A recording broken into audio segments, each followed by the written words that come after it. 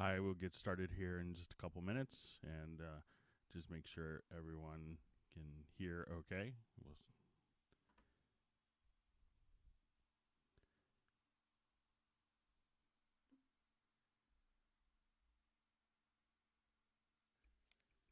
So usually we'll have some people logging on here, so we'll just wait a minute or two.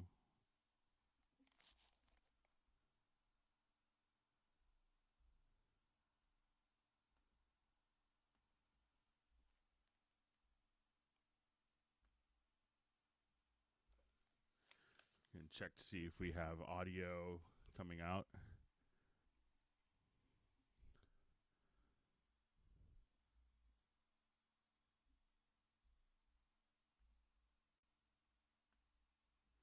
All right, we'll go ahead and we're just going to do a quick audio test to make sure we have some audio coming.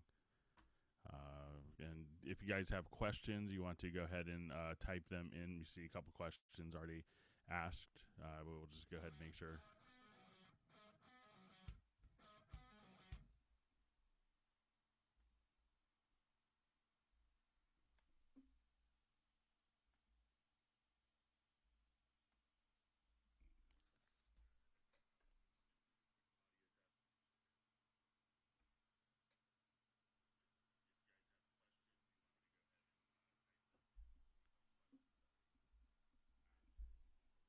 Please feel free to introduce yourself as well.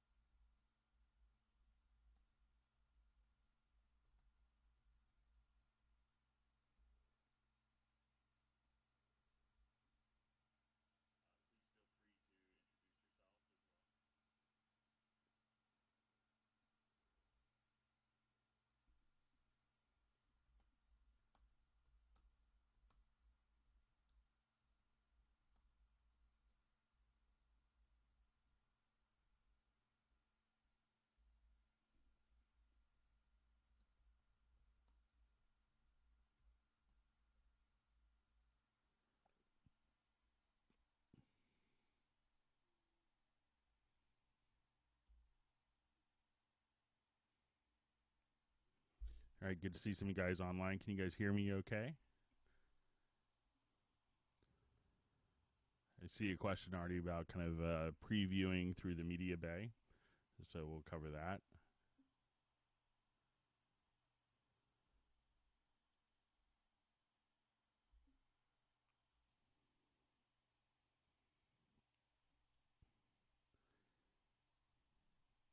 Thanks for coming online, Jake and Harold. I think you've been on before. Reggie, I think you've been on a couple of them before as well. So good to see you back.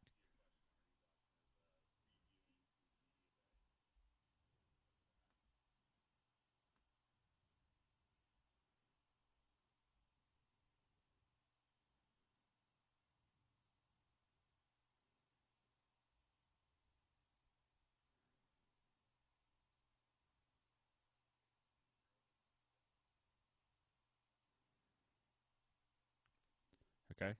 So I see question. All right. GBTKN. Yeah, I was just in Montreal a couple weeks ago. It's good to see you online here from Quebec.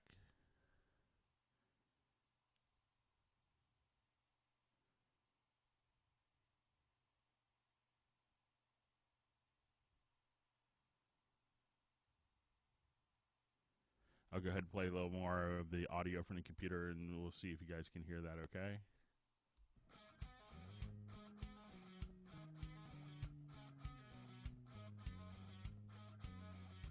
All right, so see if you can hear my voice and the audio playing from the computer. We'll check that out. I see Jake mentioning maybe you have audio questions and a question about automation. So if you want to go ahead and kind of type up your question on automation, we'll be happy to kind of go through that tonight for you. From Pac-Man Music, the automation question.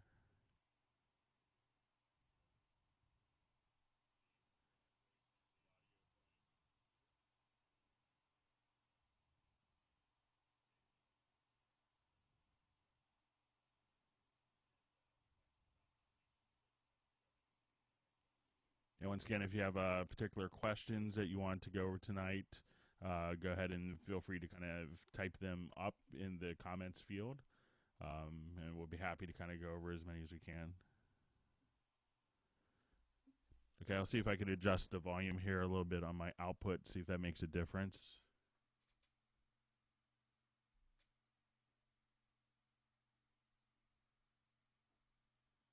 We'll see if this is better. I made some adjustments with the audio.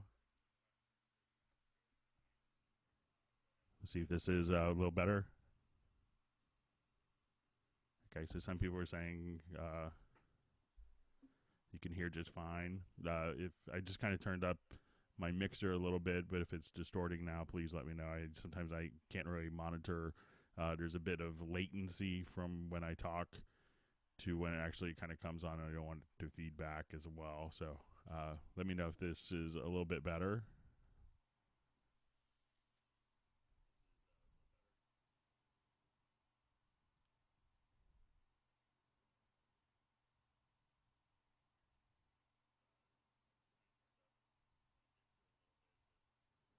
And once again, if you, okay, I'll see if I can.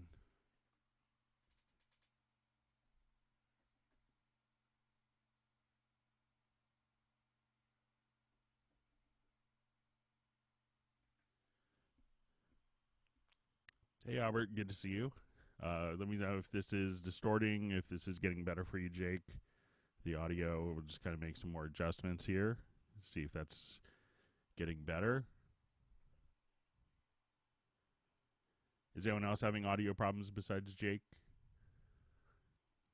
Let me know. For those people who are kind of watching it offline, we'll get started in just a couple minutes. And we're just going to go ahead and collect some questions here.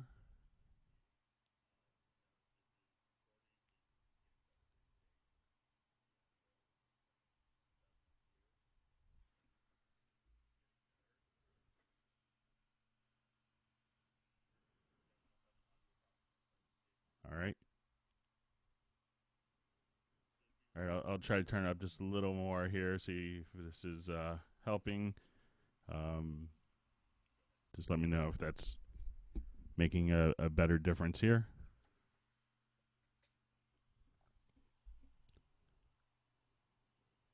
I'll play the project just a little bit.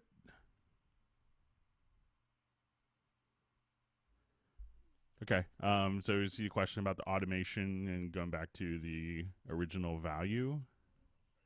I'll play the project here just a little bit, as Albert mentioned.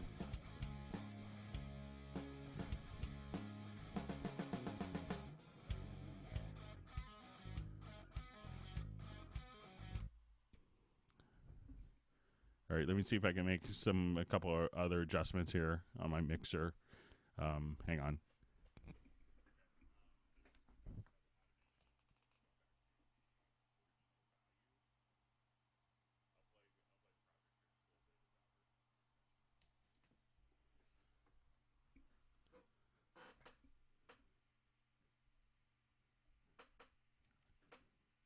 All right, we'll see if this is okay.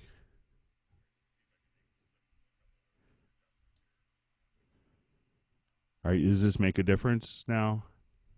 I just made one adjustment, so tell me if this makes a difference.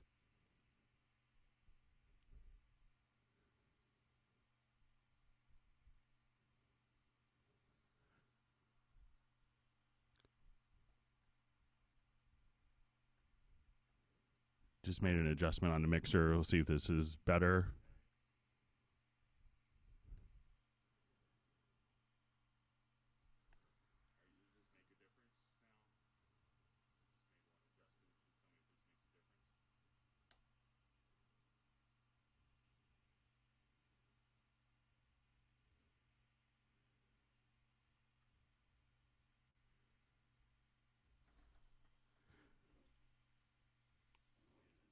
Okay, I'll adjust the balance between the voice and the project.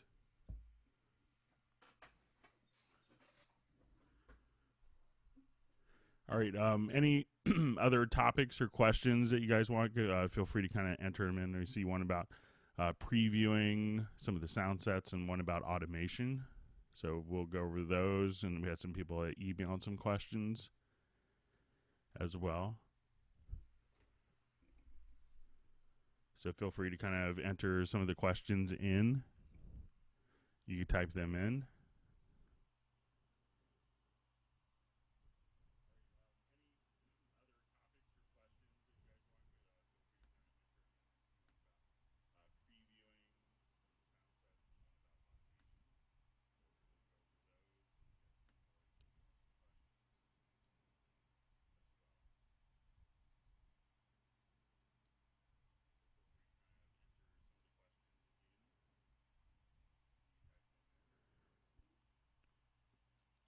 Okay, so we have a question. Is that a question about the minus 23 loudness units? Or just a comment on the overall level? Sorry.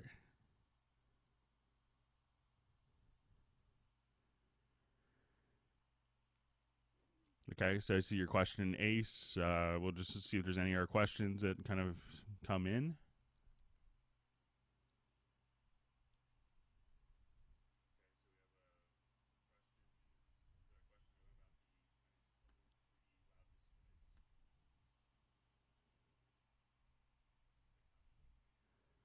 All right, we'll get started in just a couple minutes. We'll see if there's any other questions that come in.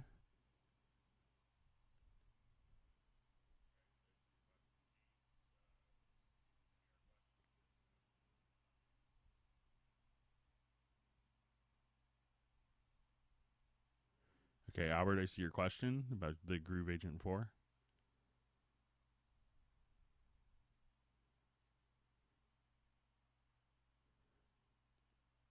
All right, we'll see if there's any other quick questions. Okay, so we could discuss the loudness units, the LUFS. We'll go ahead and discuss that. Let me just make some notes here as we go along.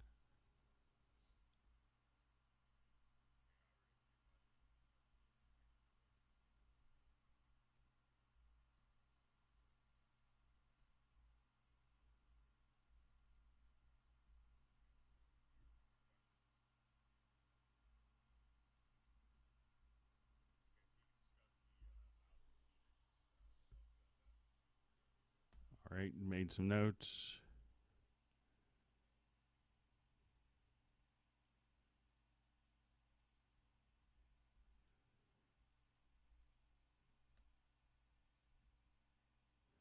Okay, so I'm seeing your question coming in from Pac-Man Music about inserting into the middle of what you already have.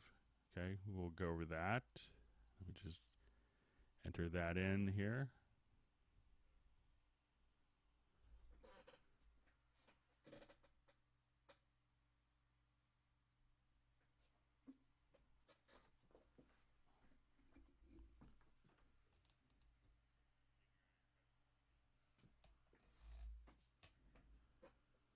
All right, well, I'll adjust my volume up a little more here.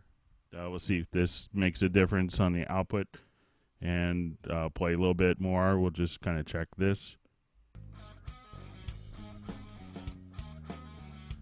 All right, let me know, Jake, if that's just a little better. Maybe just sometimes the Google Hangout audio could be a little iffy at times.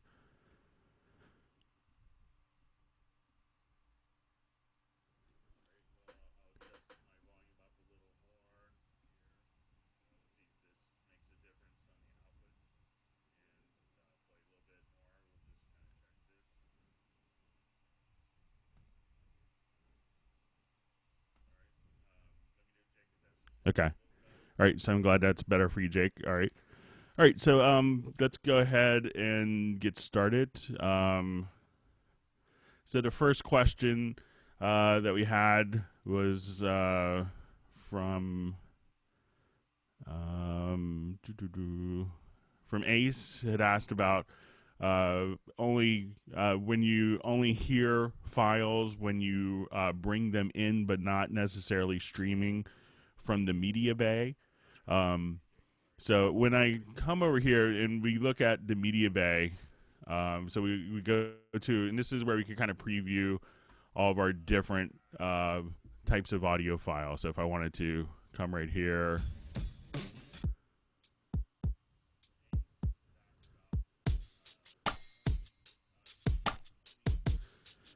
all right, now as we do play back our different loops here, this actually goes through what's called the listen bus. And the listen bus is set up directly through our control room section. So you might have to go into your VST connections window here.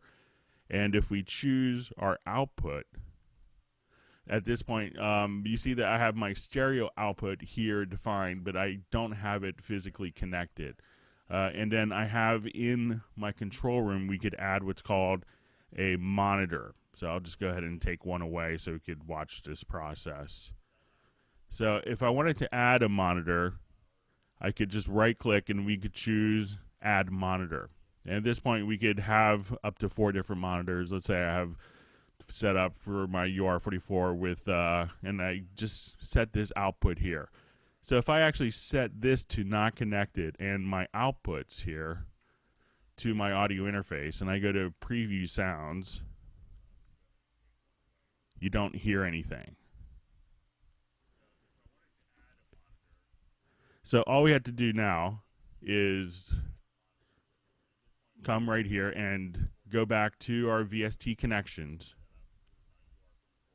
And instead of having this stereo output, we want to have that stereo output defined but not physically connected to I/O. Go into your monitors that we've added here, and it could be any monitor, it could be Yamaha, Genelec, whatever. And we have that defined. And now as we go back to listen to, we could preview all of our different drum loops.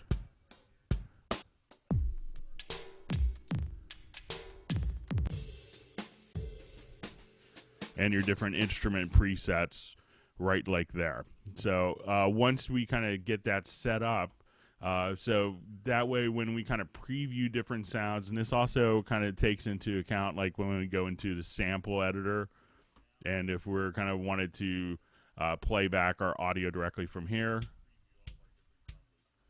that also kind of goes through the listen bus as well. So probably what you want to do if you want to audition the monitors is to go to your VST connections. Once we have the VST connections set up here, have your stereo output defined, set that to not connected.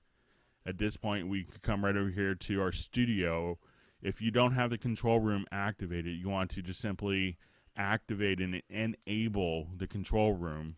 Right click and add a monitor, and then set that monitor directly here and use that as your available input bus or as your available outputs so that all of your media can be routed directly through there. So I think that will kind of do the trick for you if you want to give that a try. But generally when you don't hear stuff being previewed through Media Bay, that means that it's actually not set up for the listen bus correctly through the control room. So do that once, and then things will make significantly more sense with that. All right. So we had a question also about, let me just go back to my my notepad here, about automation. So we'll, I think this is from Pac-Man Music. So we'll just come right over here. And then we want to, so if we want to kind of take a look at some automation values, let's see if we want to, I just want to make sure we'll go back and review the automation question. I think it was from Pac-Man Music. All right, so if we have automation enabled, so if we wanted to see the automation for a particular tracks, we could just click here in the lower left-hand corner, and this would open up your automation value. Now, there's a couple of different ways to write automation. So if I wanted to write automation for this particular track, there's going to be 3 main ways of actually working with the automation. So if I wanted to kind of just scroll down through here, we're going to click on the W, and this means write the automation, and R means read the automation. So I'm going to click on my W and R for this particular track, and we'll just sell this kick track here. And let's say as we're doing this,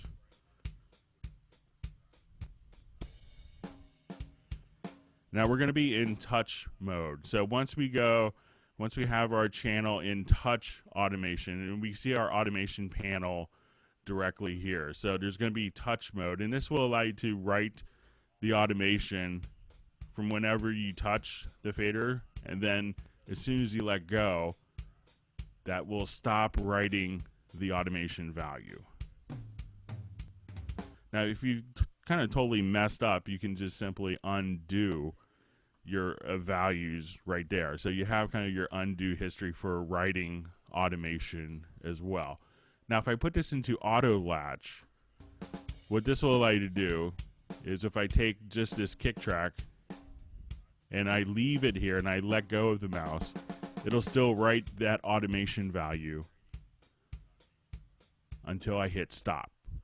So at that point, we could, I don't have to be physically touching that fader to have the automation continue to write. Now, the third mode that's kind of interesting here is what we call crossover mode. So if I have like one particular static value for a long time, and I just wanted to do kind of a quick touch up here, let's say I write this track, and let's say it's at this value for a while, I move it, and then as soon as I cross over to the initial value, it then kind of kicks out of the automation. So that's kind of what the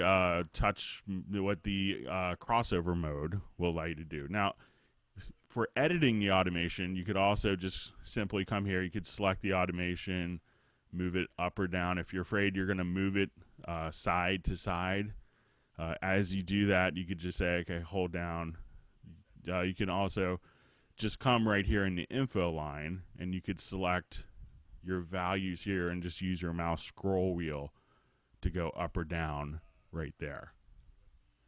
Now, something else that was kind of very handy that we kind of got with Cubase 6 was the ability to kind of take your automation values here, and let's say if I wanted to select all these automation values and kind of compress them, we could do that just that easily as here. So you have kind of different sides. So if you say, okay, I want to adjust kind of the right edge or the left edge of that particular track, or I just wanted to kind of compress the contents, you could just kind of come right here and kind of have access to the automation. Now, if you like this automation, you could also copy this automation, go to a different space in the song, and paste and have that same automation curve. So if you know it's going to be kind of the same, if you know it's going to be the same value for the chorus every time or the verse, you could just simply do that. And you know, I see a question: is the automation just basically,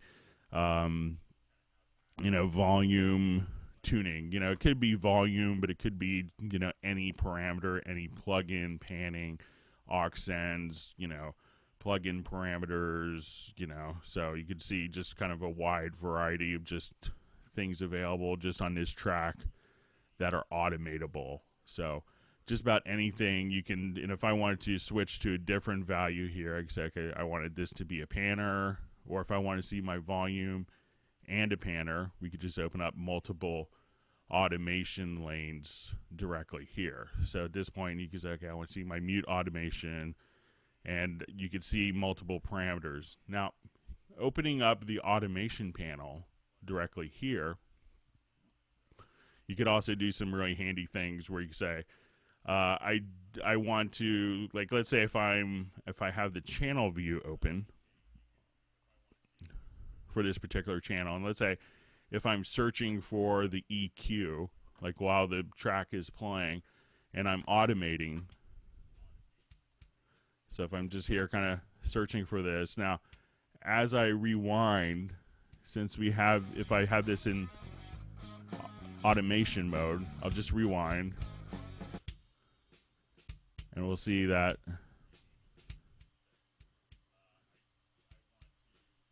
all of my EQ automation was written, and maybe I didn't intend to actually write that as automation. So from within the automation panel, I could actually suspend recording of different elements. So if I want to find the EQ but not necessarily automate it, you can come here and just say, okay, I want to suspend reading and writing of like EQ automation. So at this point, you could kind of find the sound but not necessarily record yourself finding all of those particular sounds. Some other things that are really handy is if you wanted to hide all of the automation in a project. If we come here, or if I wanted to see all of the volume automation lanes in the project, this will take every track and open up your volume or the panning or the EQ. So you can really kind of pick and choose, or say, I don't want to see any of the automation right there. So you can do very, very powerful things that are set up, so, you can have everything play back the same way every single time. Going back to our previous topic about the listen bus. So the listen bus is just kind of, you don't really have to set up. So it's just kind of, it's kind of enabled in the background when you activate the control room. So once you have the control room activated, you should be good to go with that. Now I see Keys and Guitars had mentioned about exclusive device ports. One thing to be aware of, sometimes people, when they do the control room setup, there's an actual, so if I come here to my VST connections, sometimes there's a preference in Cubase. So we go to our preferences and then go down to our control room where we could have exclusive device ports. So if I don't have this turned on, one thing that could be a bit confusing for people is if without that preference enabled, I could actually just come here and I could have both the outputs defined as well as my studio connection defined. And also what that means is that the signal itself could be double bust. So sometimes people, and once we have kind of the control room figured out here, and you have the control room monitor, we could actually just come here and adjust the control room volume directly from the transport. Now, one of the reasons that we have a control room to start with is that we have this kind of, a lot of times we would get on our support staff, we used to get this call quite frequently, is people would use their master fader, as their monitoring volume. And what would happen is they would, have their master fader down here and have their speakers cranked up. And at that point, what would happen is when they went to export their mix down of all the tracks and elements, it would be kind of a weak sounding file. So often, I would just ask people when they call me up and say it sounds really weak. Why, it sounded great when I was mixing, but when I exported my file, it didn't sound so good. Is to make sure that you have the master fader up at the appropriate level. And now what we could have is the control room section here and use this just as the monitoring volume that doesn't affect the gain structure of the mixer. So I hope that kind of makes sense. Okay, I see that worked for Ace already. All right, so, and I'm seeing a question from GPTKN. I'm probably pronouncing that incorrectly. For automation, we could see the waveform in the automation lane. How do you get it to show up? It's a preference as well. We actually had some people, I think Albert, who's on the call, we were in a New York meeting, and so I see my automation lane here. So if you go to your automation setup in the panel here, so like let's say now if I want to put this into touch over, there's a preference here where we could say show data on tracks. So once again, to get here, if we go to the automation panel, which I think is F6, and if you go to the lower left-hand corner, there's a preference right here for where you could say show data on tracks, and this would show you the audio waveform kind of, a bit or directly there, but a little bit masked looking, so you have a reference of where the automation point is on the actual automation track. So if you don't want to see that, before we had the preference where you'd only see it in the track and then everyone wanted it to be able to see the automation, and then once we did that, people wanted it to go away. So you have this preference right there. Does that make sense?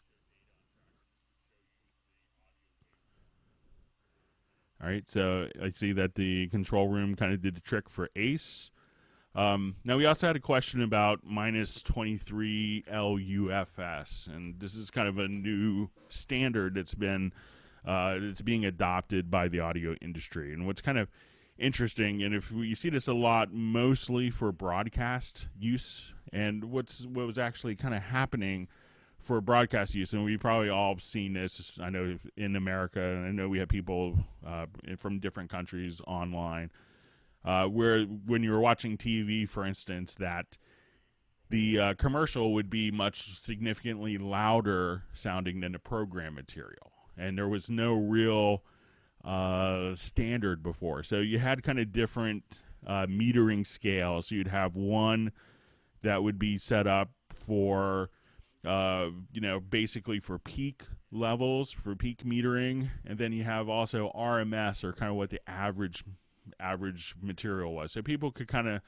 manipulate their peak levels so that it would kind of read the same on the meters but be perceived much louder. And if you look at everyone's TV remote control, you always see that it actually the volume is the one that has the label kind of worn off.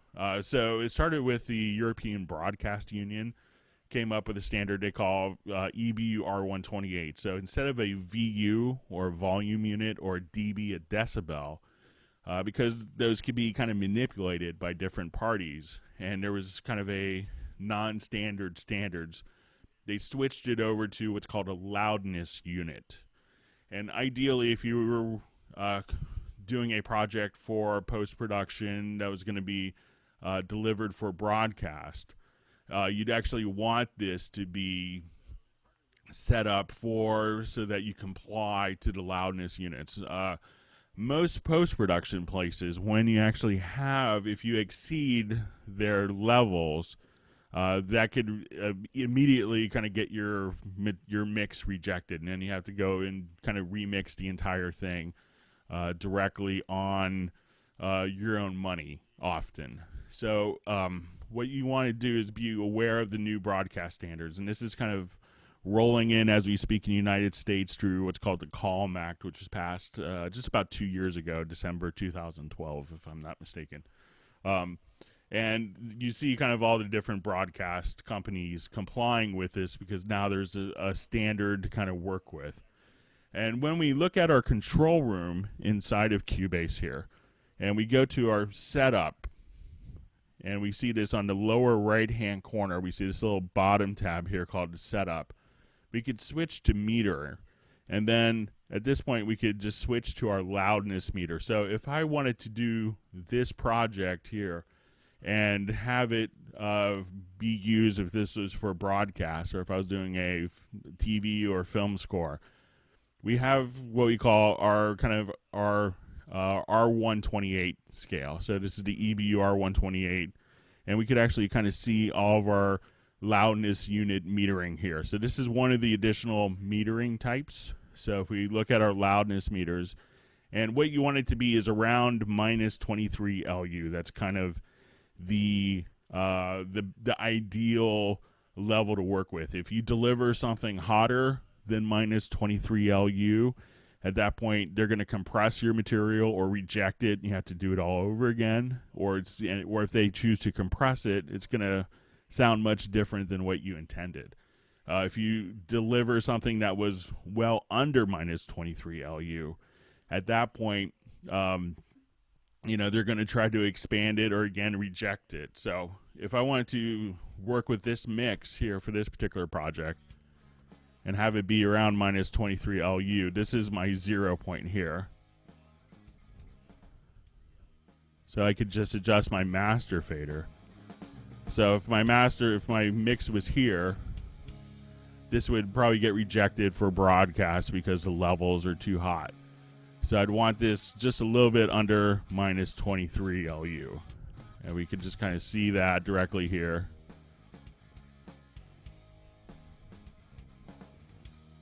So as I adjust my master fader down.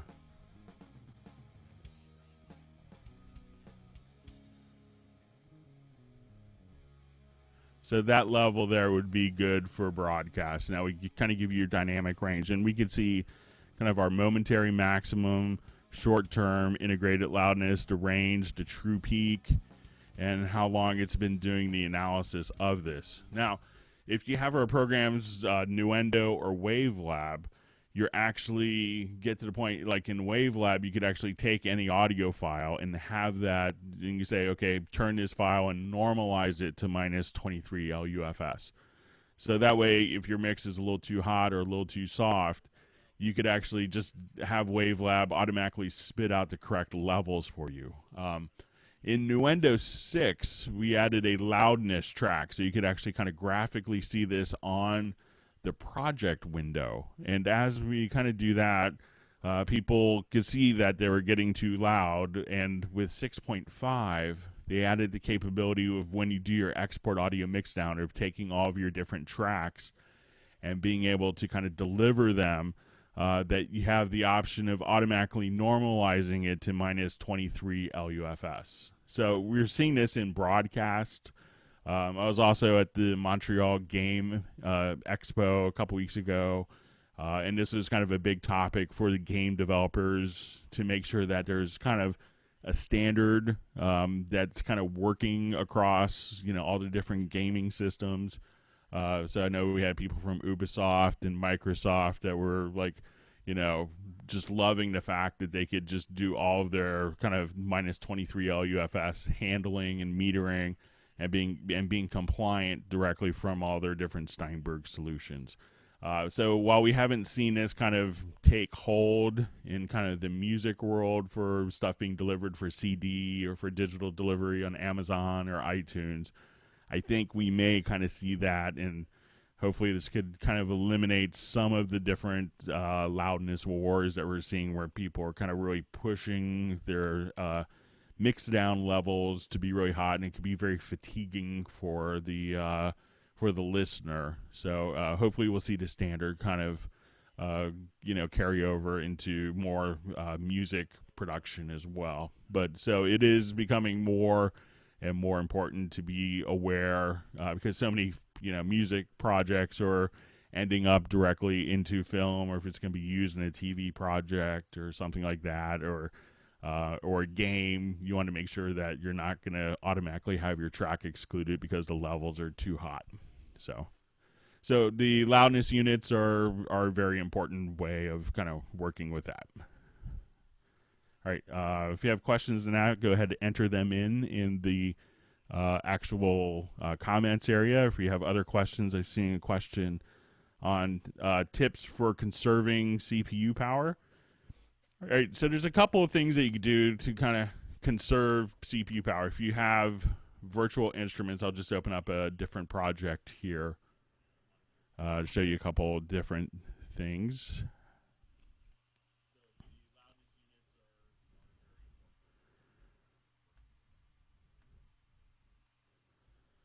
All right, so we'll open up this project.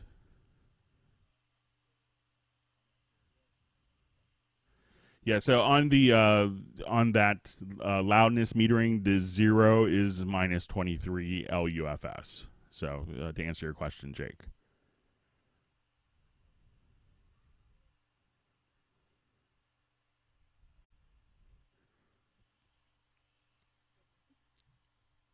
All right, so we'll just take a look at a project like this, and this is kind of a rather large project, and there's some handy things you could do to kind of conserve CPU power. One thing that you could do, like this project will have, I think, about 119 different tracks going on simultaneously at times. So a lot of different elements, and if you're using virtual instruments, sometimes those can be really kind of problematic with taking a lot of CPU usage. And as we have more CPU power, the virtual instruments can do quite a bit more, and you have more samples, more layers, more complex synthesis, a combination of synthesis and granular synthesis, like what you see within Pad Shop or Hallion 5. So if I have like some different VST instruments here, like let's say I have a lot of different tracks here inside of Hallion. So like with this, I'm going to have all these different sample voices playing back directly for this project here. So I'm going to have different bell trees, cymbals. And as you kind of look at, one thing that you could do is to just freeze your tracks right here. So if you go to the instrument rack, and if you have it set up as an instrument rack, you see this little snowflake. And once you click on this, this will automatically freeze that instrument. And basically what that will do is it'll take all the tracks in the background and render them as an audio file. So it'll play back as an audio file, which takes a lot less CPU power, as opposed to, you know, doing the real-time synthesis and sample layer switching and streaming all of the you know, thousands of samples that are used on a project. So being able to freeze the instruments. Now you could also freeze particular tracks as well. So if you know that, okay, I have like, you know, a 20 gig piano sample going on. Let me just find some different tracks here. You can see there's kind of a large project here going on. So if you just kind of wanted to find a particular track where you know you maybe having a heavy VST instrument that's taking a lot of power, you could just kind of come here, and on the track itself, you know, you could actually choose to you know, you'll see like the little snowflake where you could freeze the particular track there. One other thing with virtual instruments is you have the ability of doing a batch export. So if I wanted to take my export, and we could do what's called an audio mixdown. And this is also really key for allowing you to like exchange files with people that use perhaps other software, or if you wanted to make a project that was kind of, you know, that anyone using any DAW could open up, you could just come here and choose a channel batch export. So once you go to your export audio mixdown, so you go to your file menu to export audio mixdown, you could click on the channel batch export here, and then you would see kind of all of your different options. So I can see my output channels, I can see my group channels, they're activated with my effects channels, VST instrument channels, and all of my audio channels. And what we could do at this point is actually take all of the different tracks and render them as equal length audio files. So you can set your left and right locators around the whole project, and this way it'll just take every single element and render it as kind of like a stem, is often what they're called. Or so you'd have all the files be the same length, and anyone using any program could load all the audio files in, start them at the same time, and hit play, and it would sound exactly like how you left it. And this is really ideal. Like we've seen a lot of plugins that maybe haven't, you know, where the companies have gone out of business, and then all of a sudden it's, you know, like it doesn't work in the later operating systems, or it only works in 32-bit and not 64-bit, or only works in XP but not 7, or earlier versions of Mac OS X, and it isn't compatible with Yosemite. So, you know, different stuff like that. So this way, you know, regardless of whatever platform, whatever operating system that the customer is using, or if you even wanted to play back on a hard disk recorder, you could just have all the WAV files. Another thing you could do to kind of free up system resources is you could activate a couple of things within the audio engine itself. So if we go to our devices menu, choose our device setup, and we could go to your VST audio system. So we could see multiprocessing here. So if you have a multiprocessor, which most computers made in the last 5 years will offer, we could have that multiprocessing option right there. And we also have ASIO Guard. And what ASIO Guard allows you to do is to kind of have a staggered buffer size. So that tracks that you're working on can work kind of almost at a lower buffer, but tracks that are playing back that don't have as high of a priority could actually have, have their buffer size increased. And one thing to be aware of, if you hear a lot of cracks and pops and you see your CPU meter going up significantly, is just to adjust the buffer size on your audio interface. And you generally see this kind of in the VST audio system. And if you select the audio interface here, let's say the VST, I'm using my Steinberg UR44. And if I go to my control panel, you could often adjust this up. So the lower the buffer size, the harder the computer has to work. But the higher the buffer size, the computer can, do, it has a lot less work. But this increases the latency, and this could be a bit off-putting, or it could be a little weird for people playing virtual instruments. If you have the latency really high, there's a definite delay that they can feel as they play, and a lot of instrumentalists won't necessarily like that. So, but that's, so a lot of people may track with a smaller latency and then increase it for mix down to have a little more headroom there. So that's a couple of different techniques you can use to kind of optimize some of your CPU resources. So, I see a couple other little questions coming in here.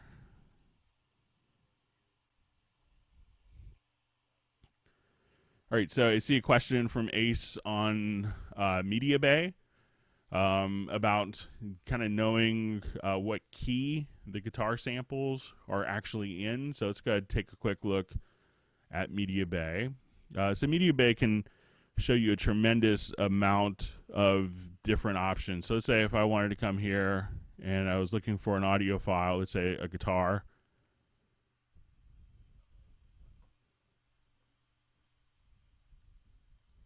And let me just kill that. And you could actually kind of pick and choose kind of, what fields that you actually see. And you could have different tags. So when you come here in the Media Bay, you could actually pick different tags. And one of the tags, and there's a lot of them that are actually directly directly related that we see visible here. So we could actually say, okay, is what the tempo is here, what the rating, and one of these that you could have, let me just see if I can find it real quick, is just going to be the key of the song. So it's probably just going to be here. So let me just scroll down. So we can see comment, real, album, song. So we could also see the bit depth, the bit rate, track info, hit points, and let me just see. One of these will we could actually kind of see. So when I come here, we could actually see it's probably going to be under musical, and at this point we could see key.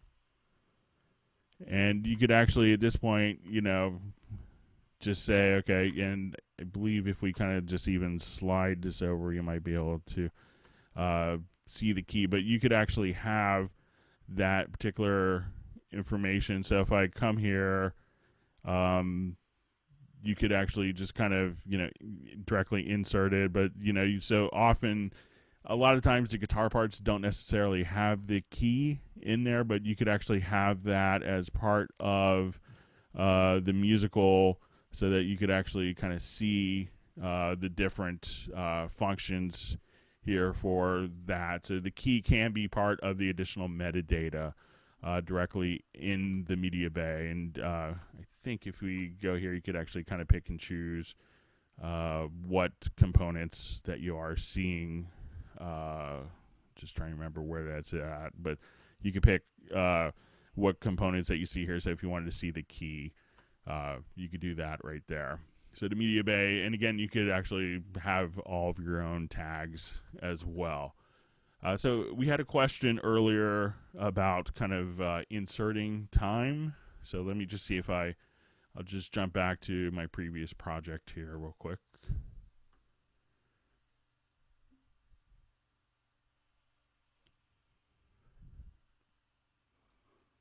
I'll just revert this to get rid of the automation that I wrote in inadvertently.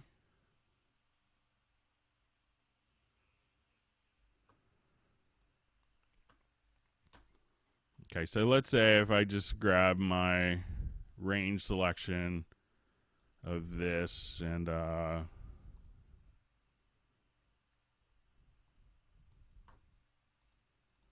just grab my range selection tool. So I'm going to just and we'll come here to the project menu, and then I believe it's going to be under edit and then the range. So if I wanted to, let's say, cut that time, and let's say if I wanted to go to my range and let's say paste this time here.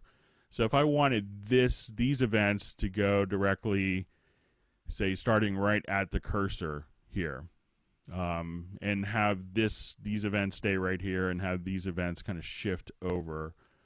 Let me just give this a little more space here. So I'm going to go to my right click to range, and I'm going to say we could do a global copy here, and then wherever I move my cursor to, I believe this is how we could do it, and then we could paste time. So what that's going to do is insert that range directly here, and then what was to the right of that is automatically just inserted directly at the end. So so I think that will kind of answer the question, but if you but if that's not what you're thinking, just please let me know in the comments field. All right, so seeing our question coming here.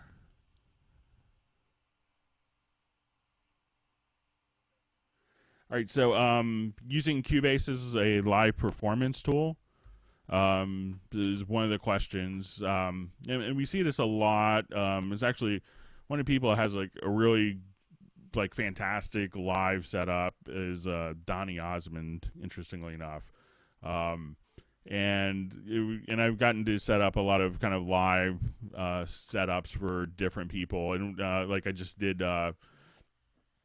I was working with Wolf Hoffman, the guitarist from Accept. He's a big Cubase nut.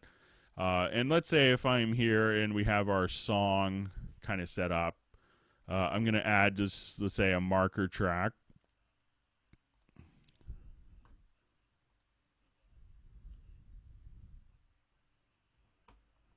All right. Let me see if I have a marker track already somewhere.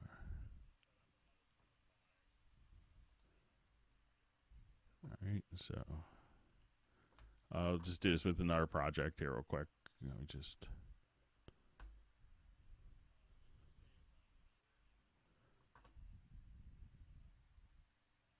Okay, so we have our marker track here. So I'll just do it with this one. So let's say like this is our first song. And on PC side, you could actually just kind of hit the insert key. And that would drop a marker. And let's say this is your next song. And you can do this kind of while it's playing. So let's say this is kind of how your set is laid out for you.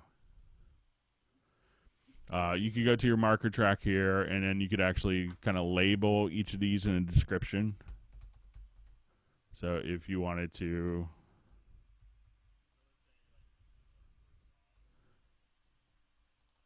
so we'll just kind of label, type in the name of the song.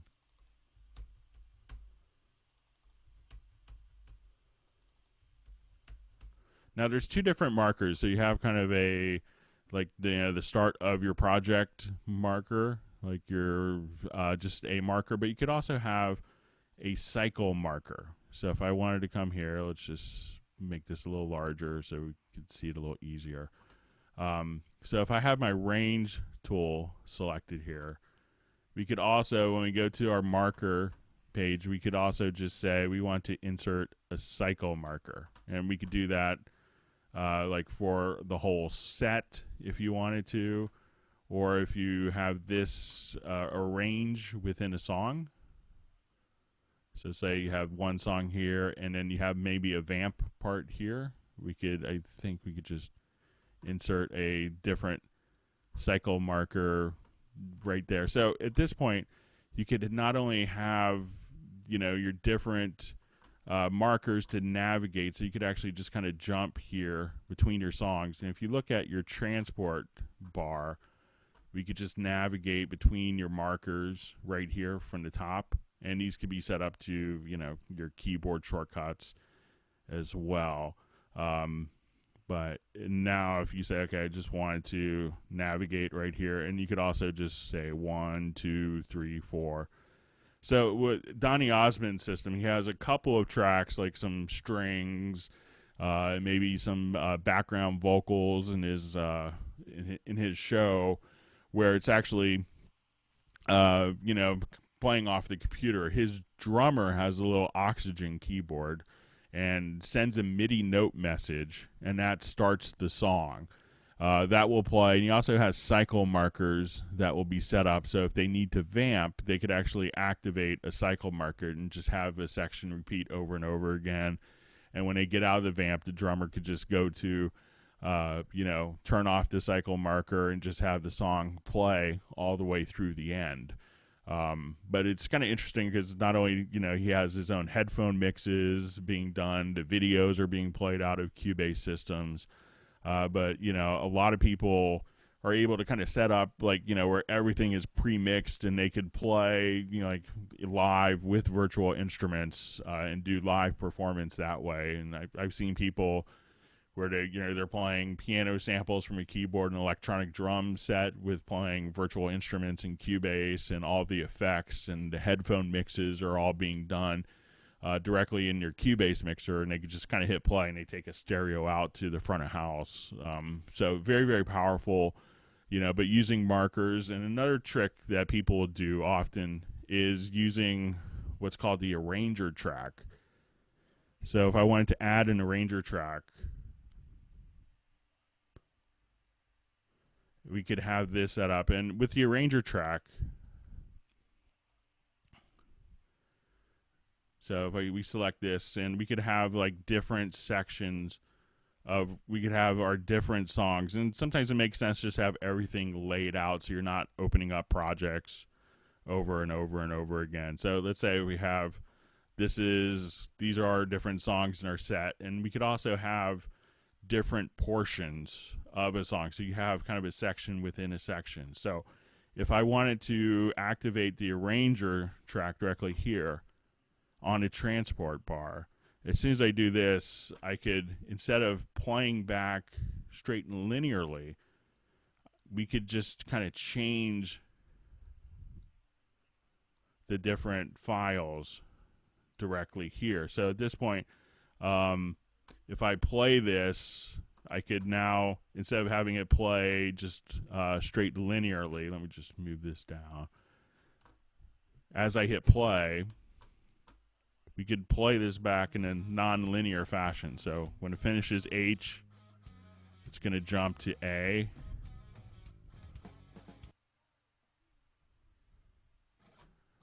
And then after A, you could have it jump to I, then straight to C. Now, one thing that's really great about this is you could have your own keyboard shortcuts to jump to the next arranger or to jump to the next part. But if you're, let's say these are all the different songs in your set, and often, you know, the bands will change up their set list. So this way you could say, and these could be labeled, you know, just as easily. So, but if you change your set list, all you have to do is just drag the set list change order here. And at that point, you could just say, okay, this is our new set list order. And you have one project with everything loaded up, and then you could just jump to whatever backing tracks you need if you needed to augment your live performance with actual musicians as well. So this way you could just, you know, with the arranger track, it's not necessarily MIDI continuous controllers, but you could do it, but it's not really necessary with continuous controllers because you only need one value. But if you go into your key commands here, you could actually just set up your arranger track, and then you could say, okay, go to the next chain step, go to the previous chain step. So you could have your own keyboard shortcuts. And if you're doing it from a MIDI device, like even a guitar pedal footboard, if you go into your device setup and then choose a generic remote control,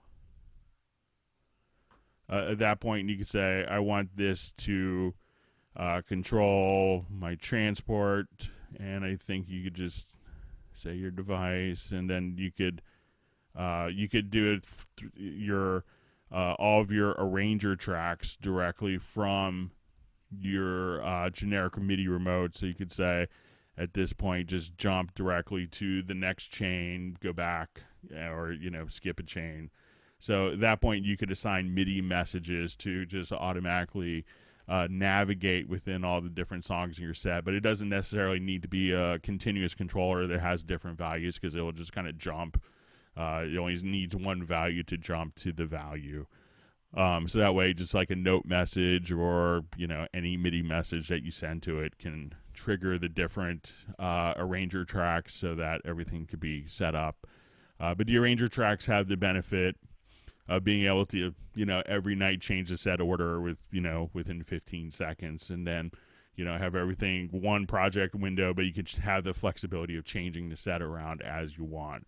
And with the ability also, like if you have a vamp part where maybe it's if the audience is really into a particular part, you could have that vamp part set up within a song as its own separate arranger track. So this could be like an extended guitar solo, or this is where the singer talks to the audience, and if they're into it, it goes a little longer. If they're not into it, it gets cut short. So a lot of great live performance aspects that you could do with using the arranger track or marker tracks, and in combination with generic MIDI remote controls as well.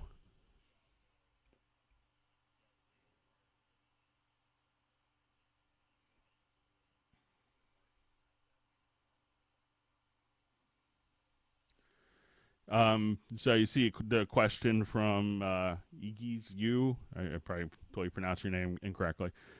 So within the arranger track, you're going to have the settings to kind of just jump back. So we'll see the functions here. So I'll just go to the arranger track. So you can go to the first repeat, the last repeat, next chain step, previous chain step. But again, if you wanted to, if you have everything kind of set up, at that point, everything could be just the order changed just like that. Or if you wanted to change the order on the fly during performance, I've seen people do that in Cubase as well. But kind of very simple to have those functions just controlled from MIDI.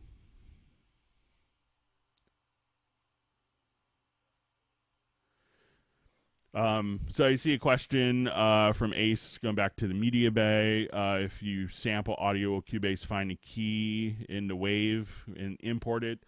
If it sees it in the name of the audio file, it often automatically extracts that. So if it says guitar in A or guitar in B, it does a pretty good job of automatically extracting that metadata.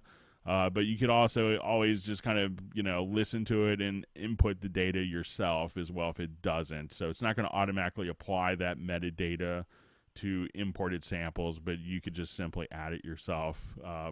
And that way you can say, find every guitar in B if you wanted to. And if you are working with pitched audio, here's something that a lot of people miss. So let's say if I just want to take like this whole track here, and once you kind of have a pitched reference, you can do a lot of things very quickly in Cubase. One of the things that a lot of people don't use so much is what's called an arranger track. But let's say if I just want to take like this track that has guitars and drums, and we're playing this out here, and I just want to transpose not the drums but the guitars and bass, I could select those instruments here. So I'm just going to select those events, and then you see a transpose function right here on the info line.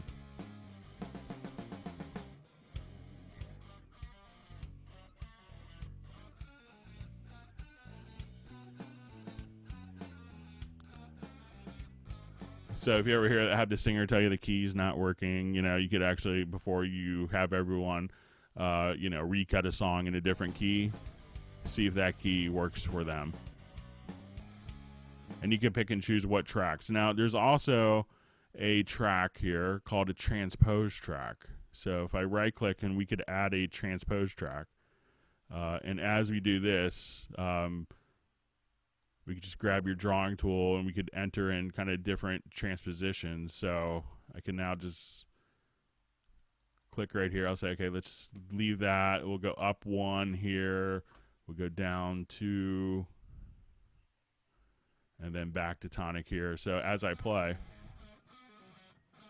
now all these tracks will just transpose up 1. And as we get to the end of this, it's going to transpose down. So get ready for a transpose down. And then back to your original key if you wanted to. So that'll work for, you know, audio and MIDI tracks as well. And if you don't want a particular, you know, track to transpose, you could just actually, you know, just tell it not to transpose if you wanted to. So you see the global transpose. So you say make it independent or make it follow the transposition. So if I didn't want the drums to transpose, but only the guitars and bass and vocals and keyboard parts, you could just, again, from the info line, choose your global transpose directly there as well.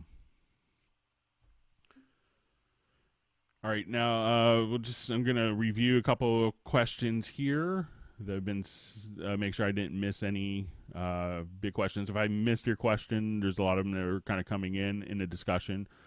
Feel free to kind of ask it again. I'm just going to go through. We had some people had emailed some questions in.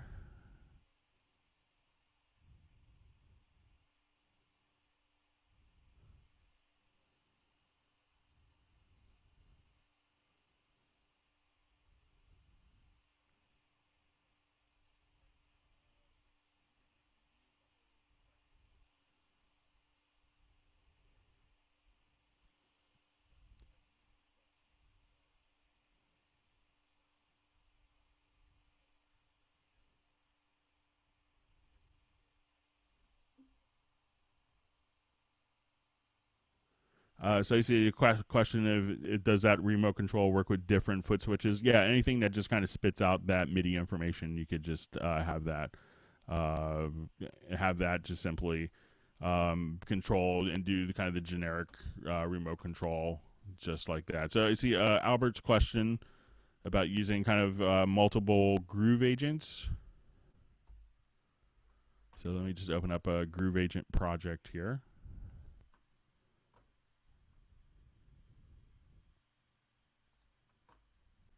Have the wrong project there.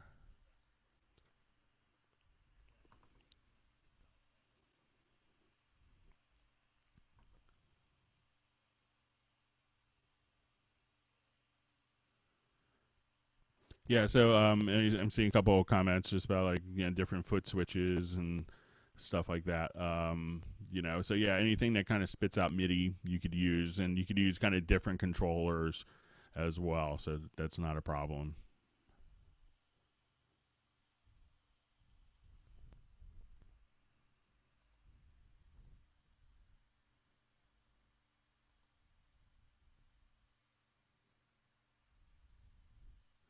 All right, just loading up some samples here.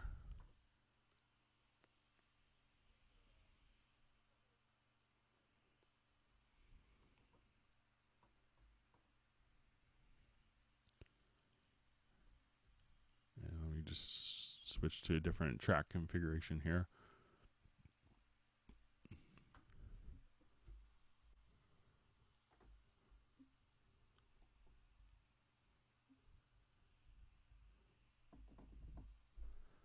Okay, I forgot to hook up my MIDI keyboard, so I'll do this from the virtual keyboard here. So with Groove Agent, one of the cool things you could have is the ability, if you know, we've done some previous Google Hangouts on this a couple times, but if I wanted to, so we could have 4 different agents here, and then each of these agents can play back from different patterns. So if I wanted to actually kind of look at, you know, we could actually have kind of different agent overviews. So let me just click on this one here.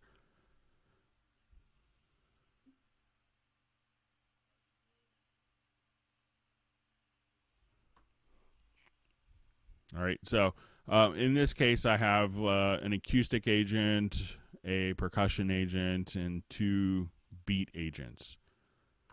So if I wanted to actually kind of play these, I'm just going to open up my virtual keyboard. And what's kind of interesting is you have different layers here. So you have a pattern layer and an instrument layer. Now, once I trigger a particular pattern, and these are just triggered from MIDI notes, so we could actually just play these like traditional just MIDI notes.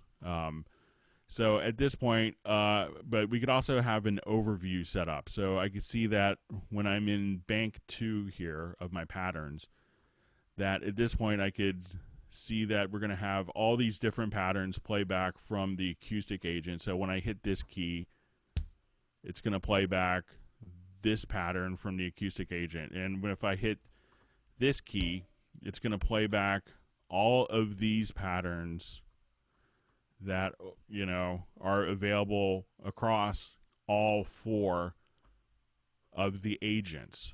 Now, if you wanted to kind of just mix and match and say, oh, I really want this pattern and this pattern to play together, all you have to do is just drag and drop, and that will switch the order of the patterns.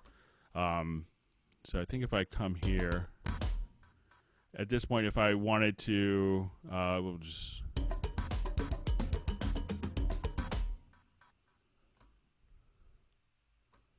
Let's say I'll just take this note,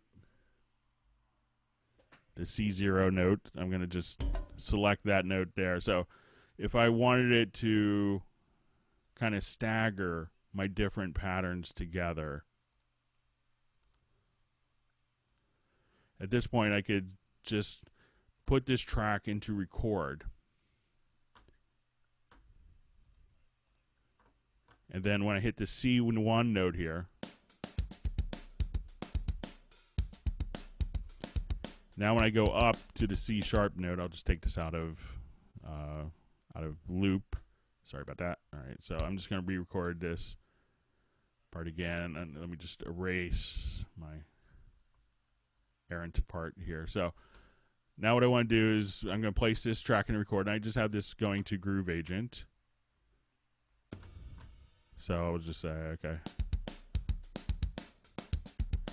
So now when I go to C sharp, it's going to bring in both the acoustic agent and the percussion agent. Then if I go to D, we could have the acoustic agent, 1 beat agent, and a percussion agent. And if I go to E flat. So once you kind of just record that information here, I'll just not have punch out enabled. Sorry, operator error here. So in essence, what I'm doing is just kind of playing the different pattern combinations. So I'll come here and say, okay, we want this pattern.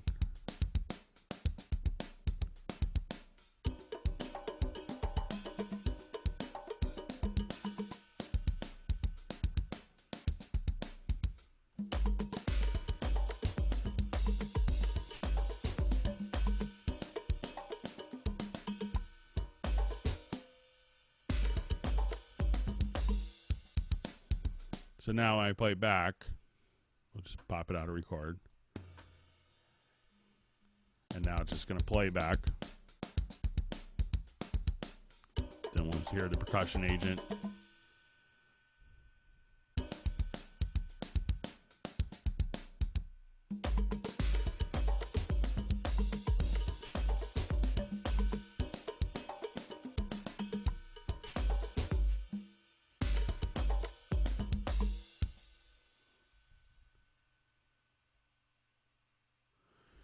Okay, and I'm seeing a question from Greg. Greg, good to see you back on. So when these notes here, the pads, while they trigger the samples, don't actually send MIDI data to the track. So I'm seeing your question about not being able to record directly from the pads. So you would need like a MIDI controller or a drum pad, or just using kind of the virtual keyboard here.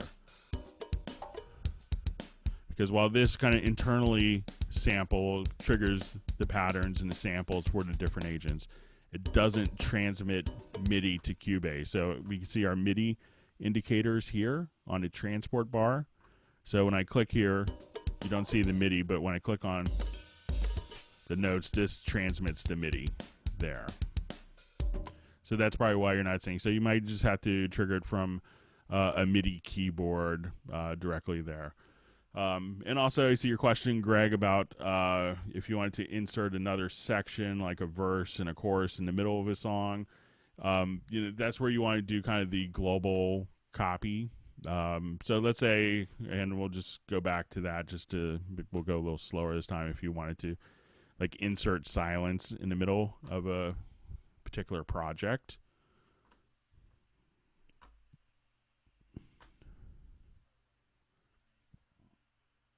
So we'll just open up a particular project here.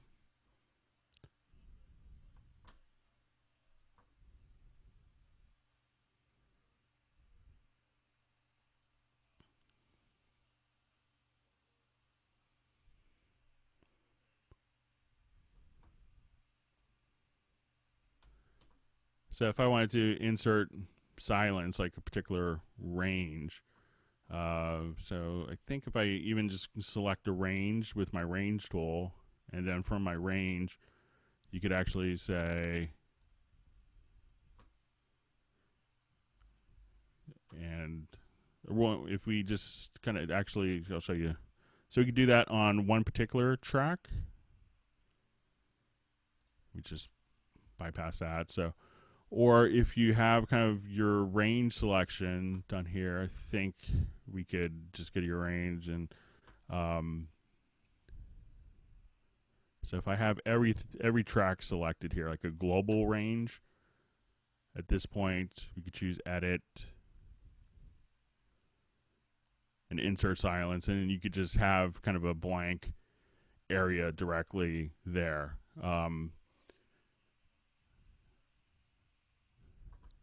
And if you wanted to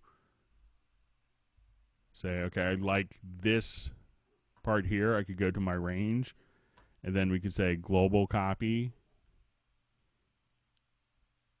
And let's say if I just wanted to repeat that here, range, and then you could just choose paste time. So that way you could kind of have the same material, just repeat it directly there. So, and I could do that. Maybe we'll just select kind of different range here. And one of the cool things is, you know, as you do this, so I'll just go to my range, global copy,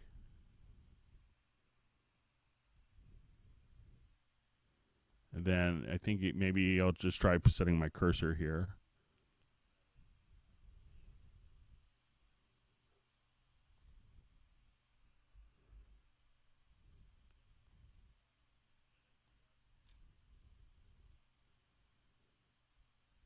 And then just go to range to paste time. And so, yeah, it's pretty easy. Now you could also just kind of use the arranger track pretty creatively for this. So, you know, if you wanted to, let me just jump to another project here.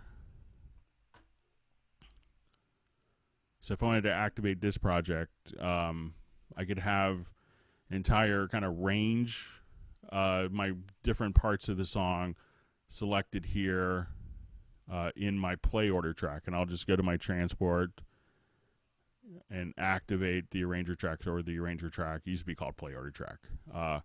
At this point, I could just say we're going to now play this instead of playing linearly again. All at once, you kissed my face. The world was like a brand new place. Felt my fears all fly away. Don't it make you falling before I knew? All at once, you kissed my face. The world was like a brand new place. Felt my fears all fly away. So instead of playing straight linearly through,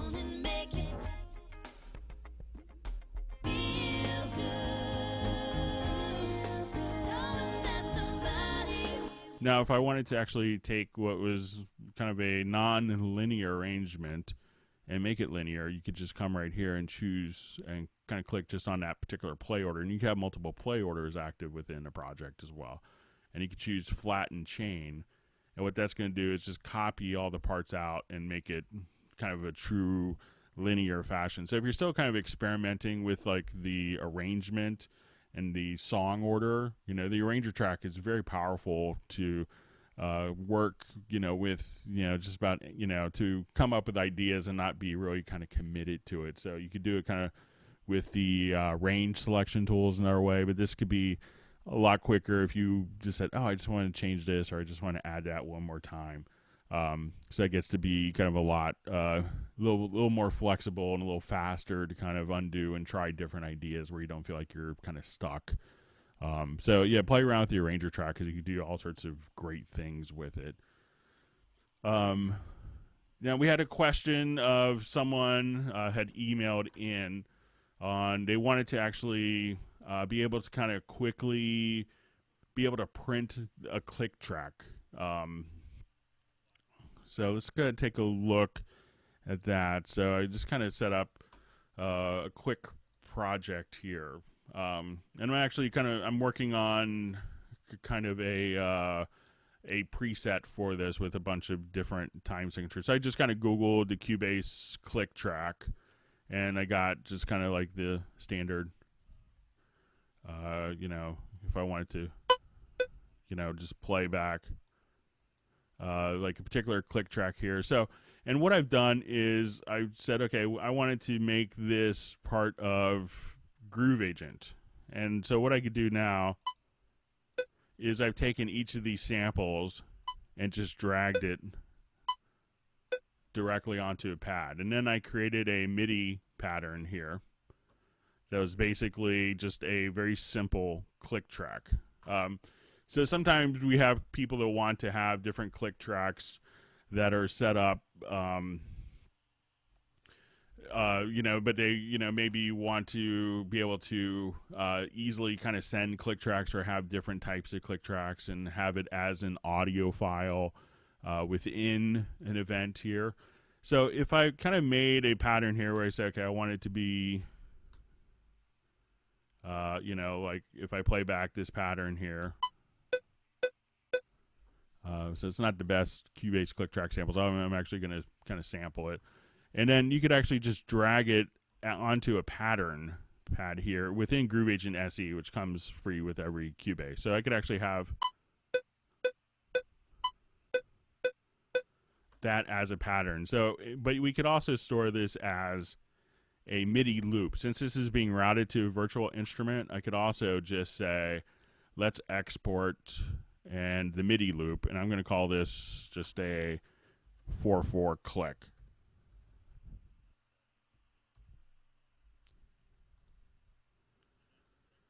So now if I wanted to just kind of import a MIDI loop, I could just say, okay, let's just go ahead and we'll say import MIDI loop. So if I was doing something from scratch, we'll try this here. I think that this will kind of automatically load up our instrument as well. So at this point, I could just have that click track.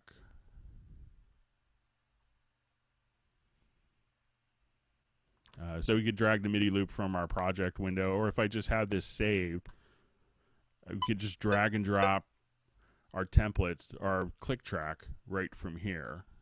And then one of the great things, if you wanted to have quick copies of this, is you could actually just hold down the Alt key, and if you go to the very bottom, drag it across. And if I wanted to turn that into audio, select all the events, hit P, and then I could just say, let's export audio mix down, and we'll call this click 1. And at this point, we could just say, let's import it into an audio track. So I'm going to say just our stereo output here. So we'll say export.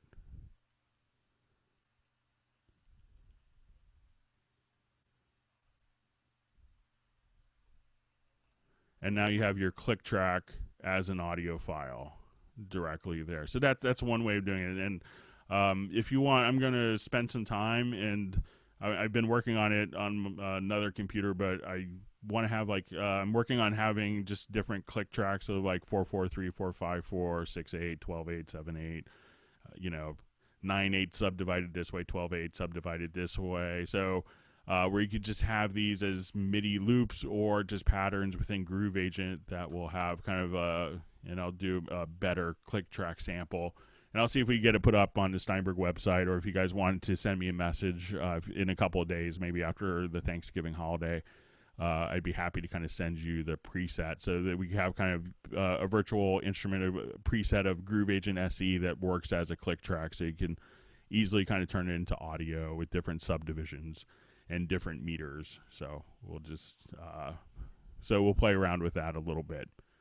All right, I'm just gonna take a look.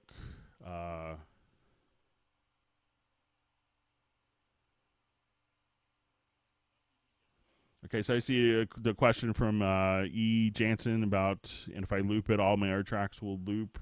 How do I keep that from happening? Is that in regards to the arranger track? Because it's going to kind of do everything, but if you just kind of flatten a particular track, you could do that. One other trick that people do, if you want to have kind of like an independent loop, is if you actually just go within the editor here. And you could have, within like a MIDI key editor, you could set,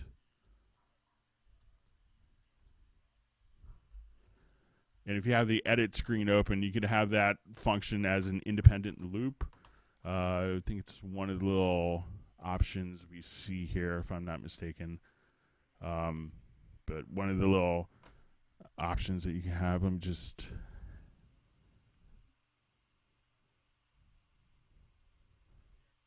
So you see right here, independent track loop. So once that is enabled, so you could just have this loop once this editor is open. So if you wanted this to loop completely independently of everything else in the project window, you could just do that for like parts in MIDI parts in the key editor. But generally, for the most part, everything's going to kind of loop together. Okay. We had some other questions that were emailed in. Let me just jump over and review those real quick. And if you have more questions, just please feel free to go ahead and type them in the comments field.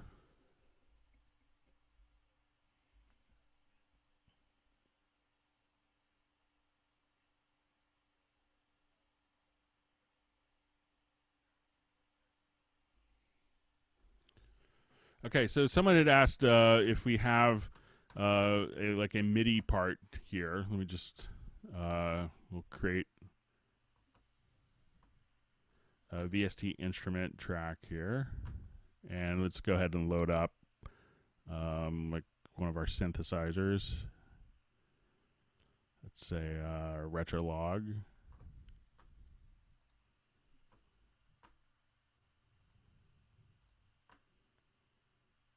And let's say we want maybe like a synthesizer sound. We'll scroll over here.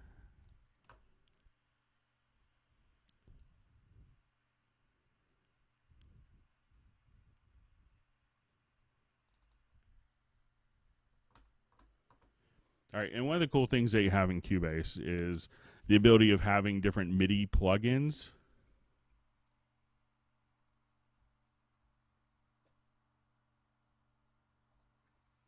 So I'll go over here to my MIDI inserts, and let's import an arpeggiator. So I'll just say, and I'll play this, I'll just use my virtual keyboard here.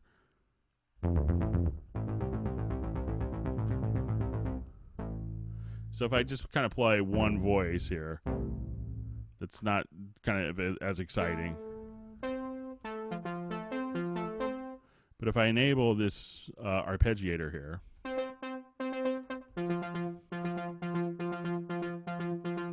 then we could choose kind of different arpeggiations as well. But as I record this,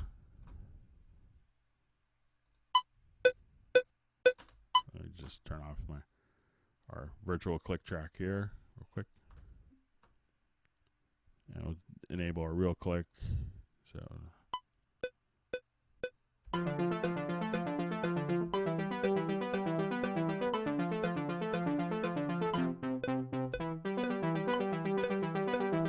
So while it didn't record all the arpeggios, it actually just recorded that I held, like, you know, the whole notes or half notes. But I think if I come here, I haven't done this in a long time, and so if you go to the MIDI and then choose Freeze MIDI Modifiers, what that allows you to do is at that point you could actually just turn what was just the actual notes here, what was just kind of the chords, the block chords, directly into whatever the MIDI plugin was allowing you to do. So just kind of select the event or select the track, go to MIDI, and choose to Freeze MIDI Modifiers, and then that will kind of actually generate the result of what's happening through the actual plugin itself, and write that MIDI data directly into the part.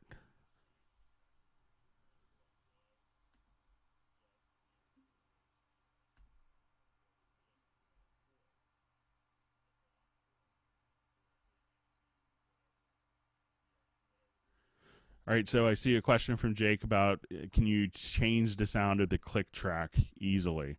So if you want to come here, you could actually just, you see the activate audio click. You can select it and send it out to different virtual instruments here or to any MIDI device.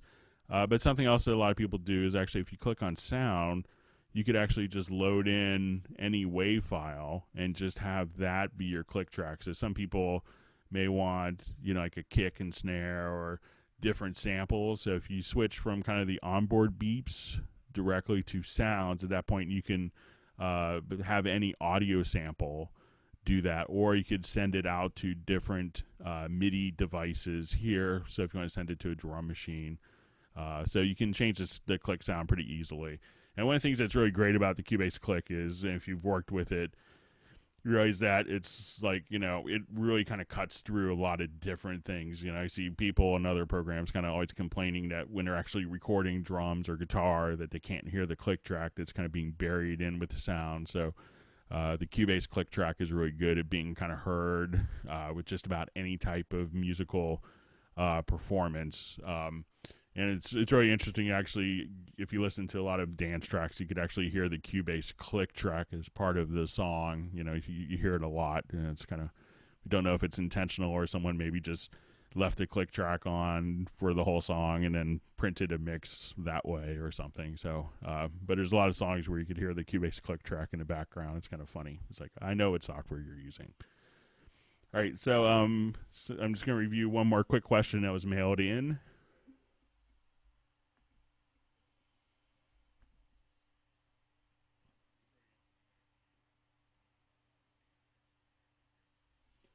All right, so we had a quick question about like setting up some of the DSP.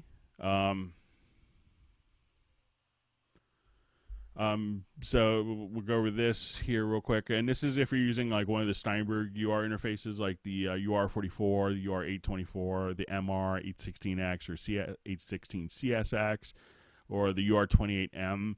They have onboard DSP, and what's kind of interesting about it is you actually see this from the mix console. So when I go to the mix console here, you want to make sure first that that hardware is activated, and we see this on input channels. So we actually have to have that input channel defined in the VST connections.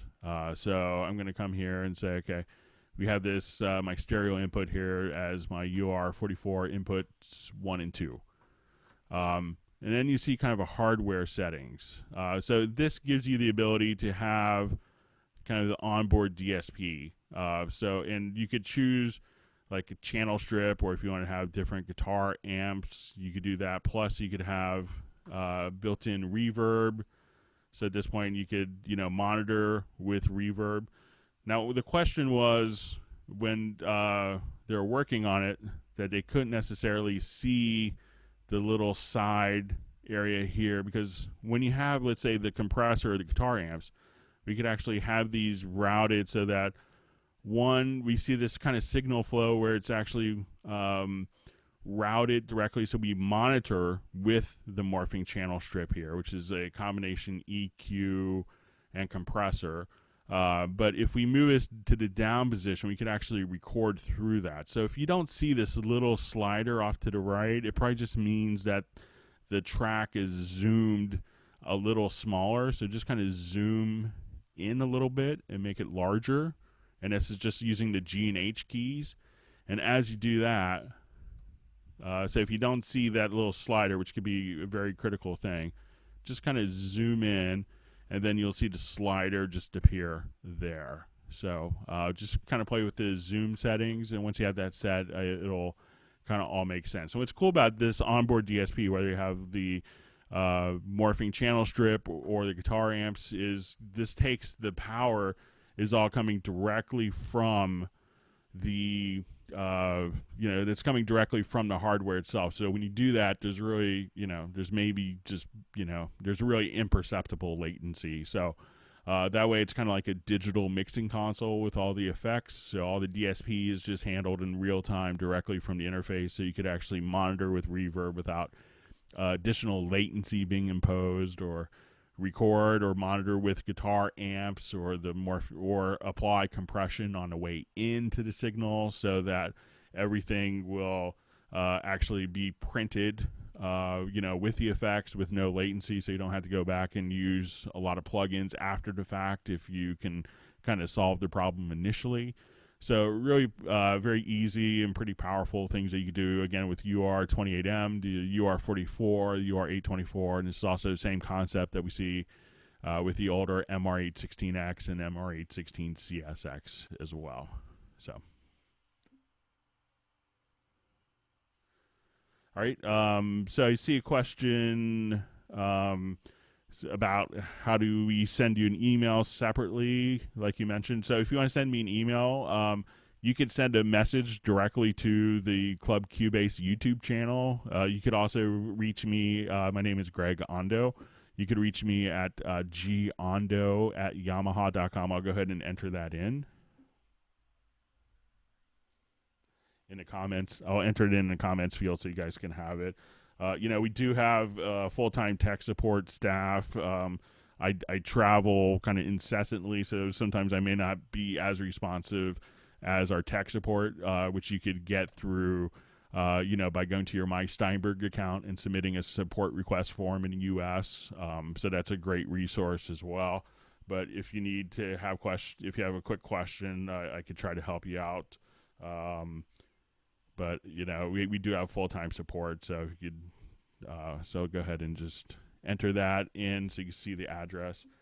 All right, so I see a question from Alex about show me how to save a preset in Groove Agent 4 in standalone and then find it. I think it's going to kind of work same way. Let me just see if I could open it up here.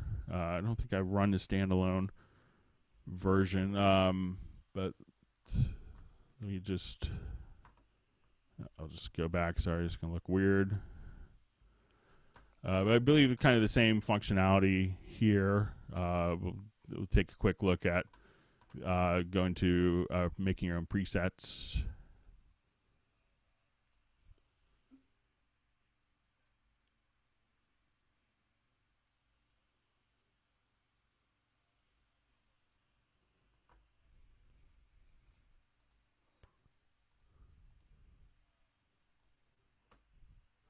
So if I was going to make kind of my own kit here,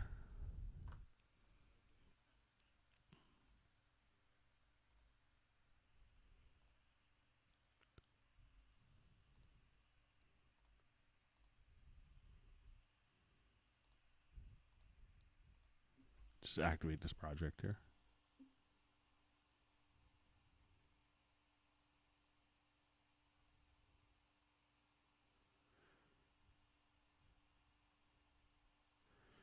Yeah, Greg, I see your question, your comment about the Groove Agent 4. The virtual keyboard doesn't go low enough.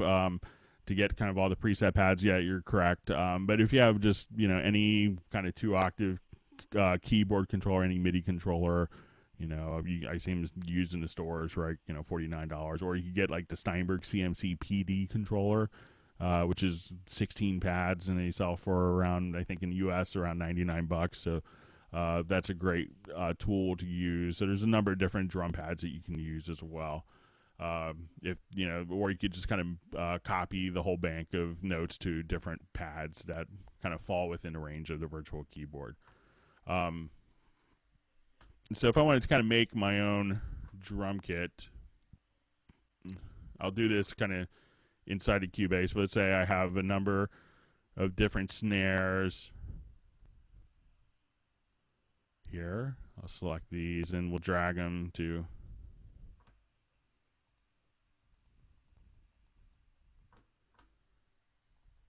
all right, so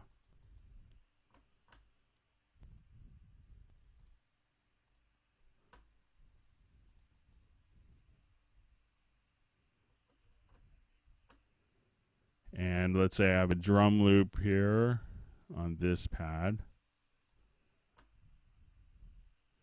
And let's say I copy over some kick drums. And I want to layer the kick drums.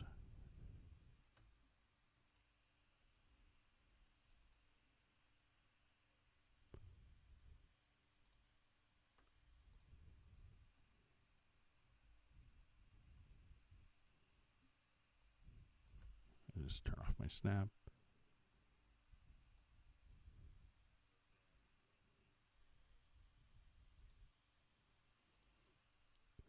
So I think this would be the same way in the standalone version. I don't think I have that actually installed, but if you come up here and then say preset, at that point we'll call it November Hangout.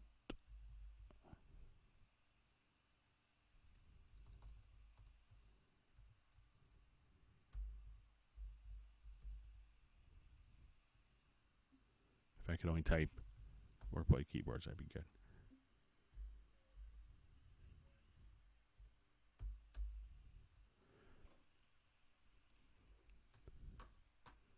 So let's say if I cut this kit, and then I think if we just kind of, we'll load up a different kit here.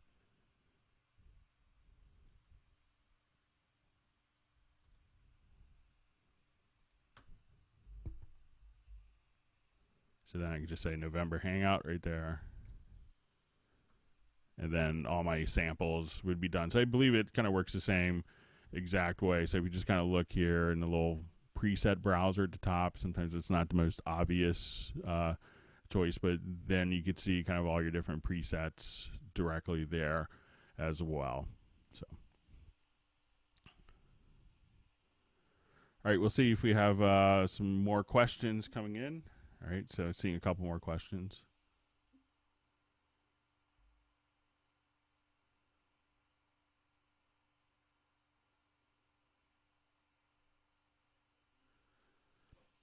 Okay, so we had a question on the arranger track, and you wanted to how to set up an arranger track so that we can have the drums kind of come in halfway through a song. All right, so we'll take a look at, we'll set that up for you real quick.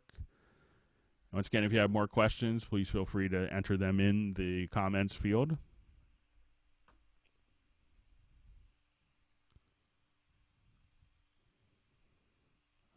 Let me just go back to one where I have kind of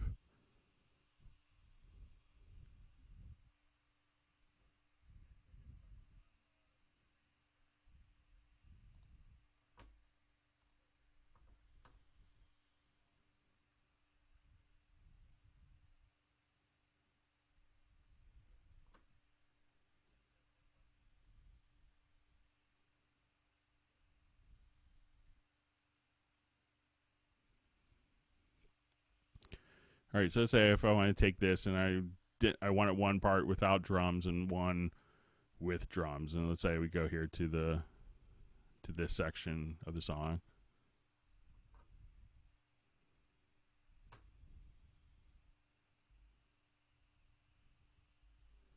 Just gonna check.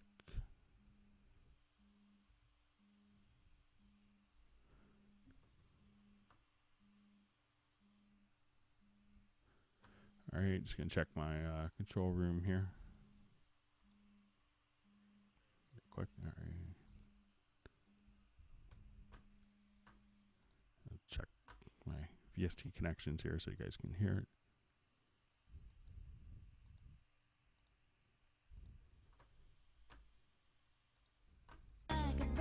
All right, so if I want to take just like maybe like this part of the verse.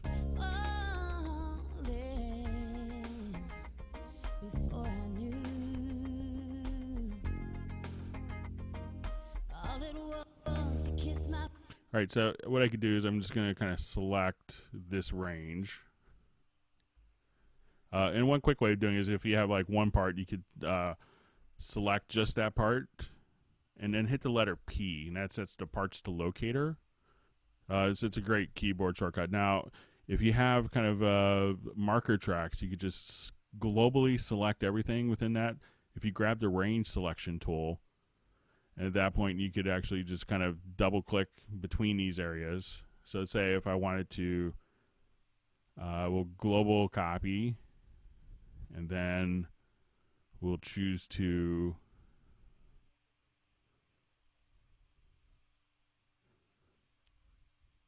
paste the time.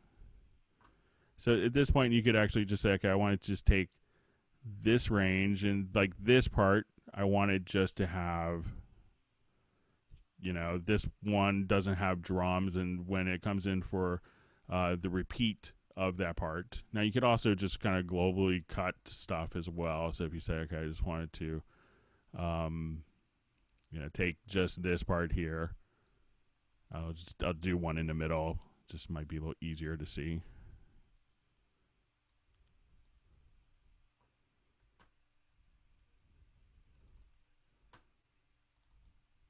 So I'll just kind of select all this, go to my edit, I will say range, and you could split that, and then you could also just, and one of the things that you see kind of like there's a normal copy and a global copy. If you have like automation and other kind of underlying information markers, the global copy would incorporate all those. So I can say, okay, let's do a global copy, and I want to come maybe here to the end of my song. We're at, just going to take this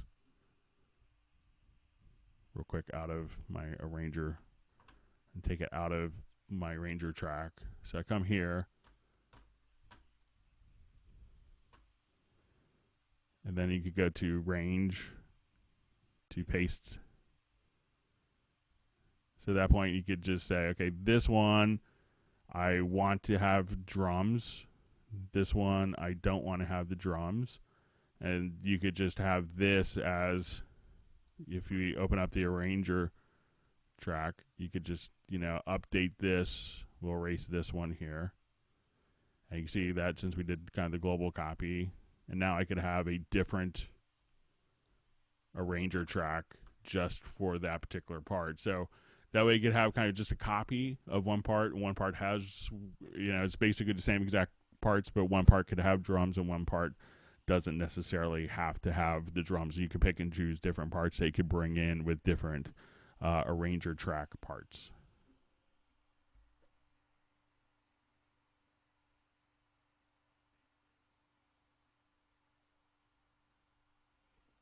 Okay, so I'm seeing a question from Greg in Groove Agent 4 that there's 4 different drop-down menus on the window. Let me just see if I can find which ones you mean real quick.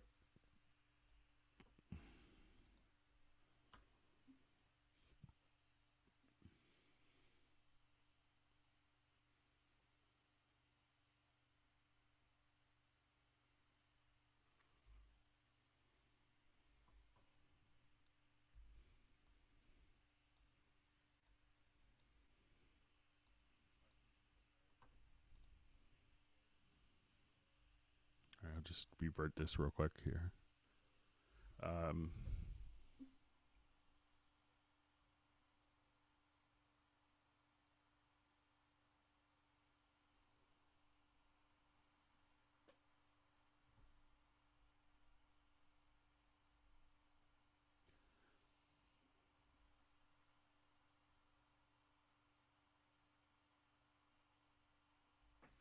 All right, so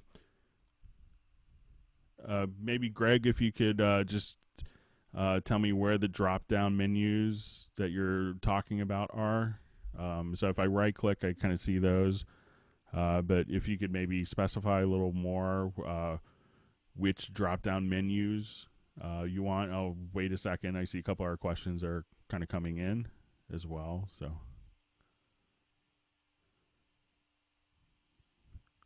and I see a question about exporting stereo files. We'll split it. So we'll go ahead and take a look at that, and we'll go back to the arranger track and show you how you could go to verse 1 directly to the bridge. So we'll show you that. So maybe Greg could just clarify real quick. If not, we'll come back to that question. We'll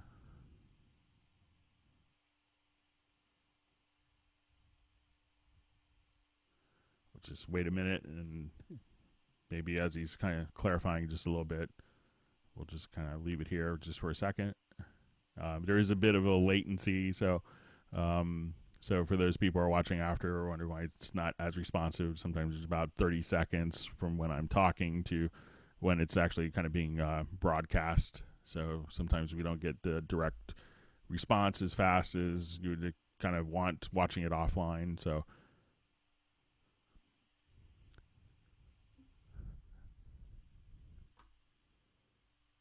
all right, so these will be to load up like a multi-program. So we see this will be kind of just the presets here. So we see kind of all of your different preset windows. So if you wanted to load or save presets, you could click here. Now there's also different, just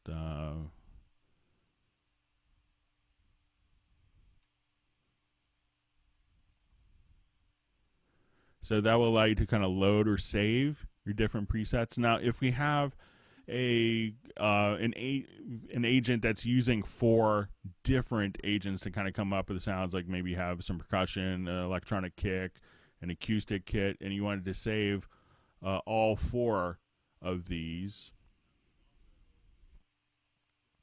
you could save a multi or load a multi-program directly here. So once I load up a multi-program, this could load up to 4 agents to kind of actually get that sound. So these will allow you to save a multi, to load the multi, and again to load and save the existing presets right here.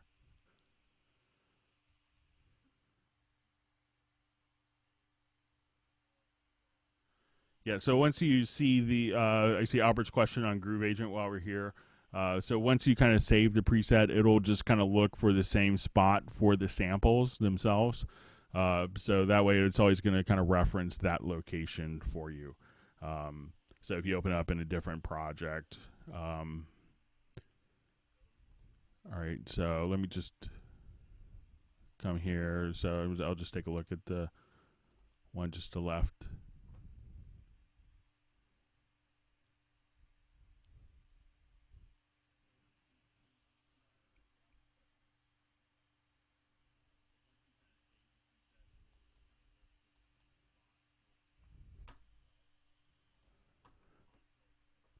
So I think right here, just to the left, that will allow you, if you click on in the pocket there, Greg, that will allow you to kind of load up presets as well, just by kind of clicking on the preset name.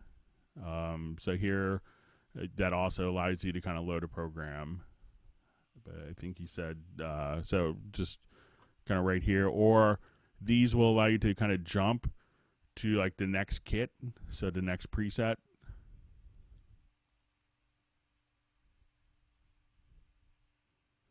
Or if you want to go back to different presets here. So as you kind of load them up, that will allow you to kind of navigate between those.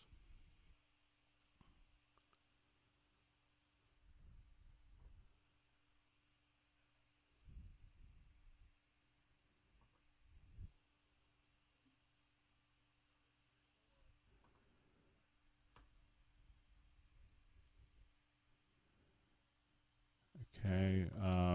Let me see. See if there's any others. Did I get all those for you, Greg? I'll just make sure before I kind of move on.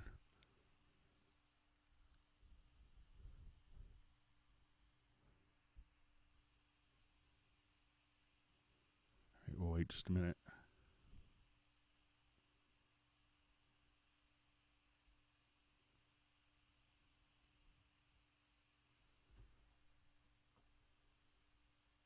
All right, I'll wait a minute and we'll go to the questions about the exporting the file, as well as going to the just going directly to the bridge from the arranger track. Wait just a minute and see.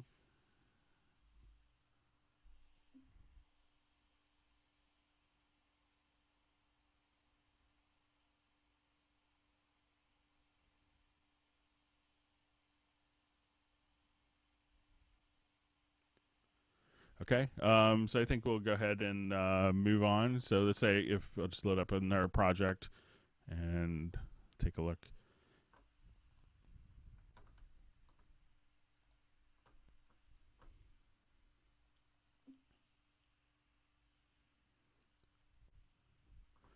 All right, so if I wanted to do like, you know, an arranger track for this particular project, where I go to, let's say, you know, the bridge. So say if I'm playing a little bit.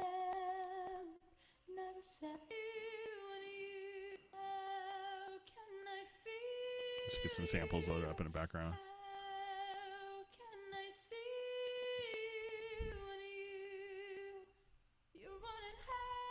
So let's say we're going to add an arranger track.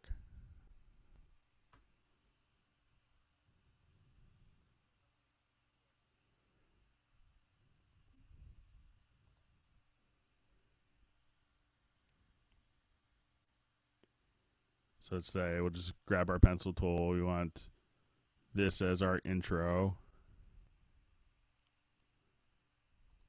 And let's say, and I want to jump directly to here. So at this point, I'm going to activate the right click into transport, make sure that the arranger track is active. We'll go to our arranger track here. So just kind of select our arranger track, and I'm going to drag these up to create my play order. So now when I get to the end of A without any keyboard shortcuts, now that we turn this, activated it here under transport, it'll just, when it gets to the end of the A part, it's going to jump directly to the B.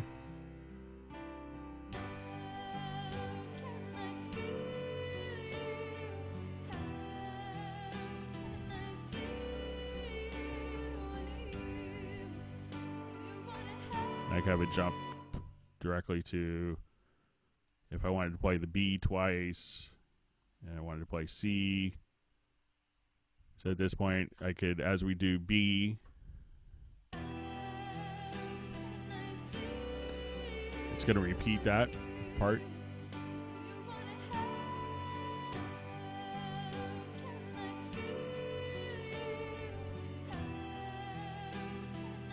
Then after this, it's going to jump to the C section of the song.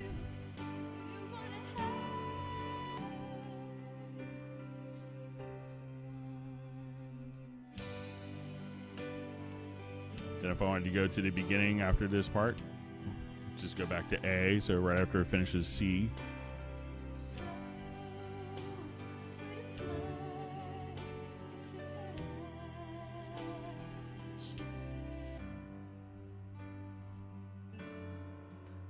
And then if you wanted to do a completely different version, you could just say, okay, let's just create a new chain. So you could have kind of your multiple chains just laid out, so you could, you know, you really never have to make a commitment to your song arrangement. So now we also had a question about exporting these as a stereo file. So I'll just do a small portion of the song here. So say I want to take just this, and I believe the question was doing it as a stereo file and then 2 monos. I'm going to reread it here real quick.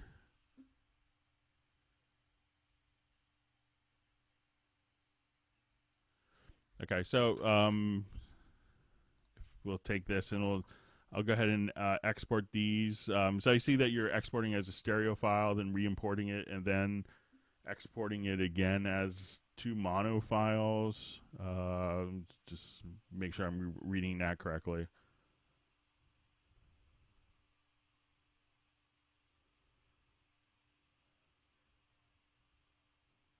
Okay, so if I wanted to export this, I'll just try this here. So we'll say, okay, we'll do our audio mix down, and we'll just say,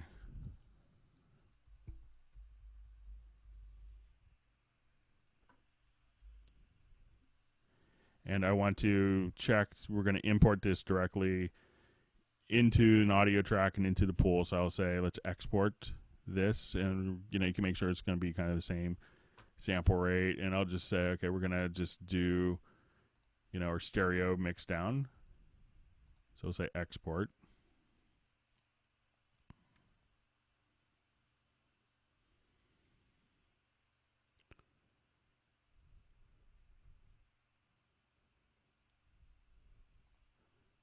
So now if we play both back.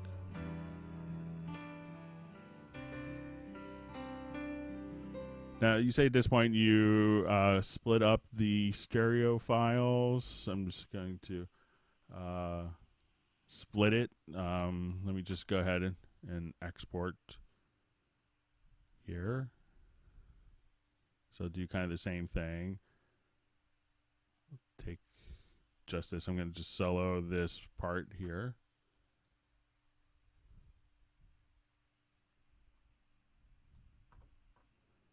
All right, and here we'll choose split channels.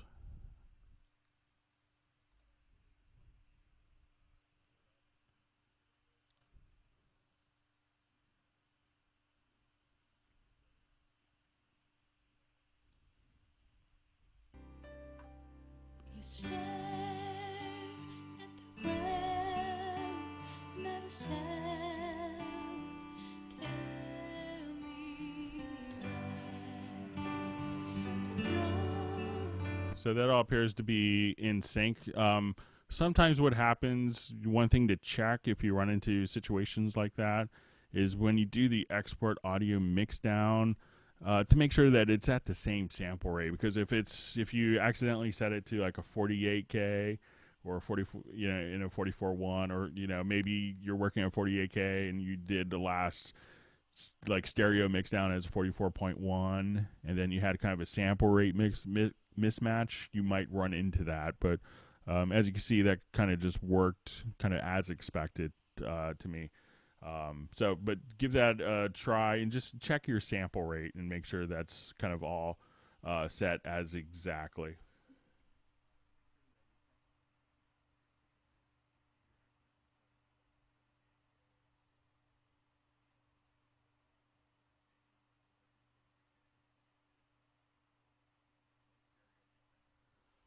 Okay, so I'm seeing the comment from about the arranger track about kind of with different parts in between. Sorry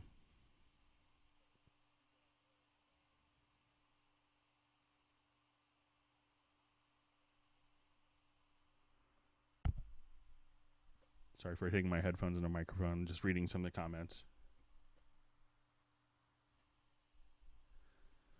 Okay, so we're talking about, so if I wanted to go back and switch, and I think the comment was if I want to do, let's say, a new arranger track, we'll do a new arranger chain here. Let me just erase these, and let's say I have this set up, completely linearly.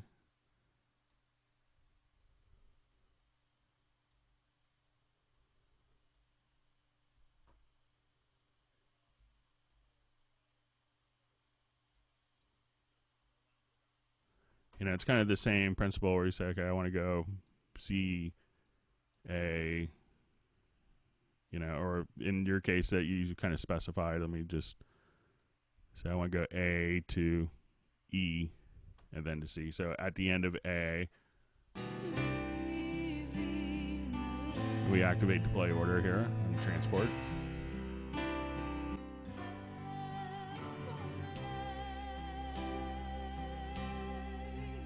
So at the end of E, it'll just jump back to C.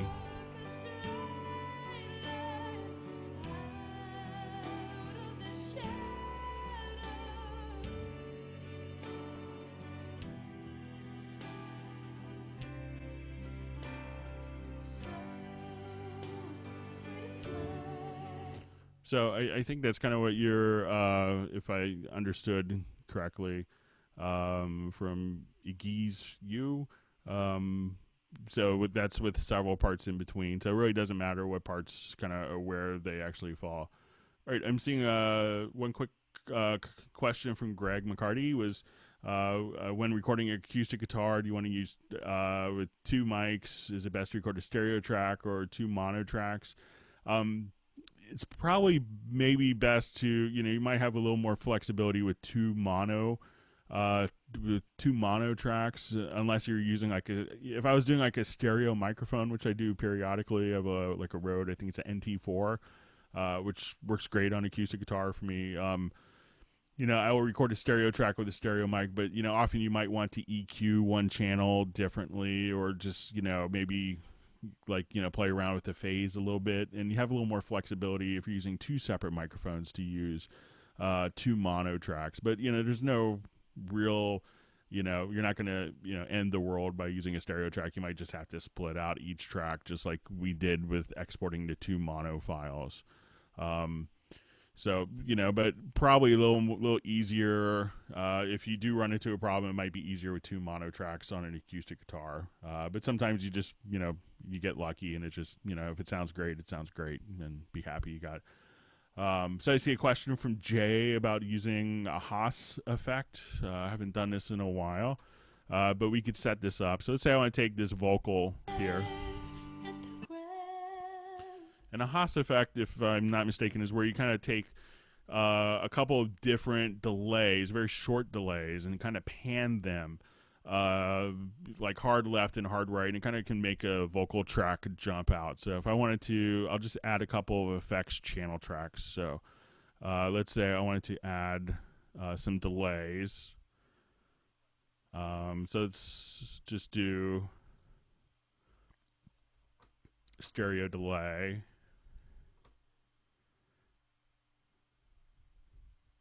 I might be able to do it. I'm going to try adding some mono delays as well.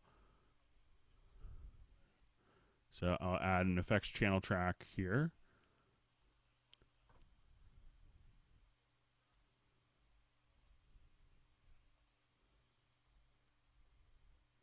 And just out of curiosity, I'm going to add two monos just while I'm here.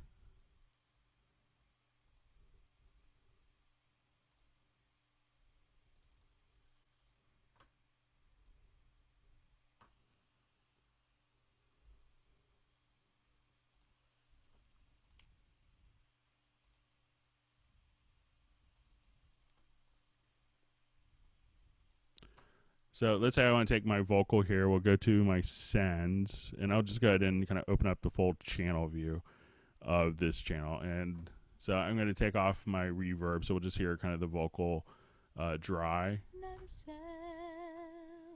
And then I want to now, we'll say, let's just try our mono delay here. And let's activate this. So kind of a Hosh effect is kind of an interesting, kind of an old school trick that a lot of people would use. Then you kind of set very short delay times. That could be, I believe this is what you're asking about. And then what I want to do is we're just going to open up our effects here.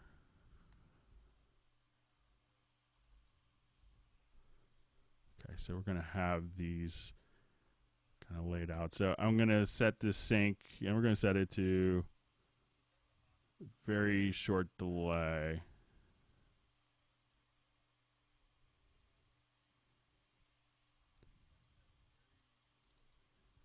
Maybe like 13 milliseconds. Okay. And let's set the other delay. Let's set this maybe to 12. And then we'll set this one to 8 milliseconds. So we're going to have two different delays. Now, you could also as you kind of come here, you could actually kind of choose, you know, like different components within. So if you wanted to pan these delays, so what's kind of cool about, you know, some people ask me, oh, what's the difference between like an aux send and a group channel with an insert on it? The aux sends you can actually pan independently. So if I wanted to come here, I could pan just that reverb of 12 milliseconds hard left and 8 milliseconds hard right. So when I go to my sends here, we'll take a quick listen to it. And we'll just unsolo this. So Something's wrong. We can't go on living a lie.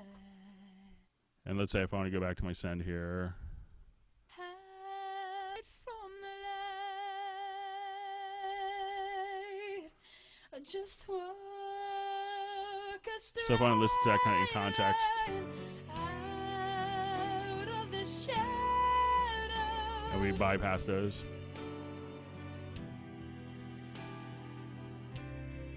Of course, I bypass it during the song.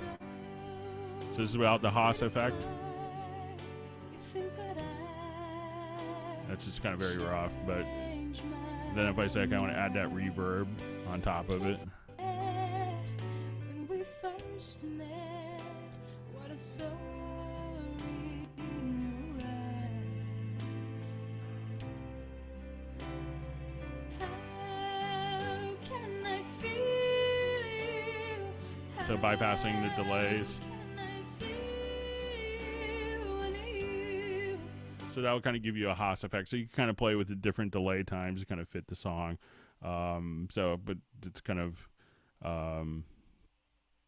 how the Hosh effect works.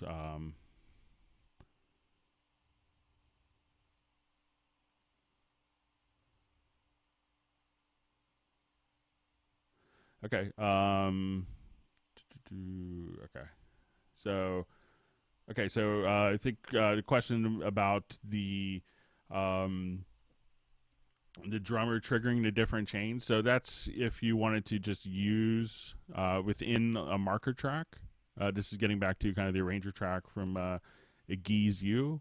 Like how you mentioned, how like live they would often kind of do this, where we could have the marker track, and then you could say we're going to set up a cycle marker here. So at that point, you could just have that kind of independent and have the, a generic MIDI remote message from here, your device set up to the generic MIDI remote, and have that navigate to the next cycle marker. So that way you could have like one vamp that's continually going on. So we'll just kind of take a quick look, see.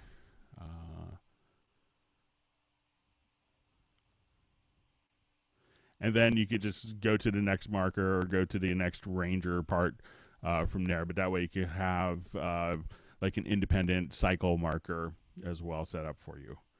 Let me see if there's any quick questions. Gone a little while here, so we're just about 2 hours, 15 minutes. Let me see. Hope you guys have found this informative and everyone's learned a trick or two. We'll be doing one next month. Maybe like the week before Christmas. So we'll have some new stuff to show. So it should be kind of a cool one to see. We'll try to give you a good Christmas gift. Let me see if there's any quick questions that I've missed. If there's any topics that are, that perhaps I missed in earlier comments, please, if you wanted to ask those, you can go ahead and type it in the comments field again. There's kind of a lot of comments going through. If not, we'll go ahead and kind of wrap up. Again, we'll be doing this again in December. We won't take off for the holidays. We'll kind of sneak one in. All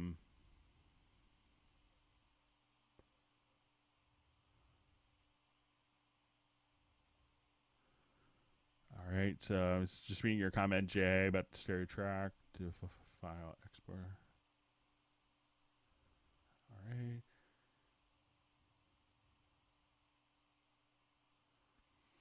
Yeah. So you might want to just out of curiosity, you could also, Jay, just actually, from the stereo track, I'm not sure if you needed to, export it and then re-import it and do the file split, or if you just wanted to, do two different exports, one in mono or one in stereo, you could do that. I think it gives you the same result.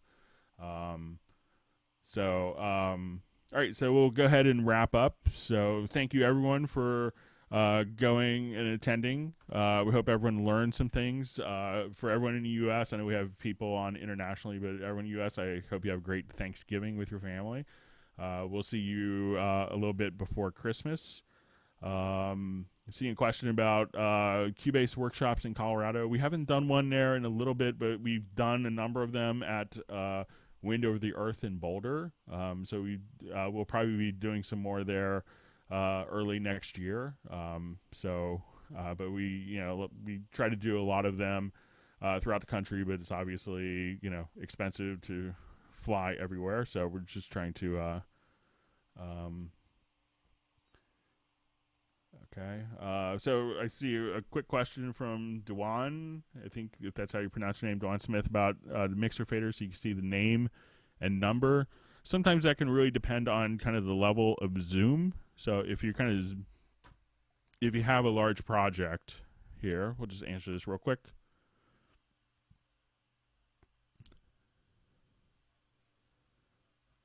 Let me just load up a real quick big project.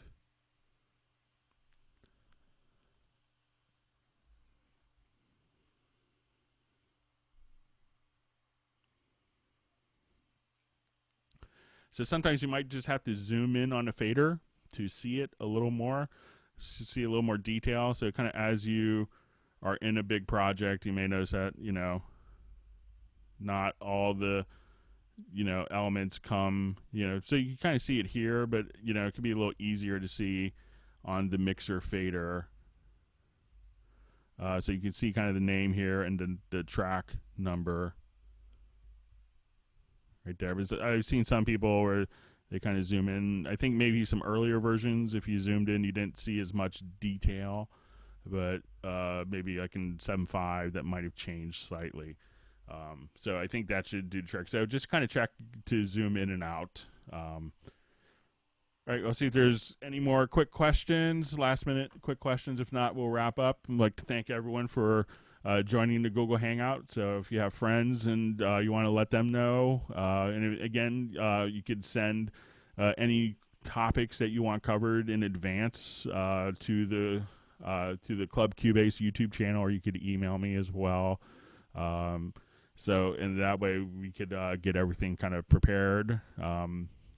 So that, if I need to kind of do a little bit of research, we could do that as well. And so it makes a little more sense. But I'd like to thank everyone for their time. Thanks for watching, and let your friends know. And we'll have a kind of a cool meeting next month. So kind of look for the announcement for that. All right. Hope everyone has a great day and a great evening. Have a great holiday for those celebrating Thanksgiving in the U.S. And we'll see you next time. Take care.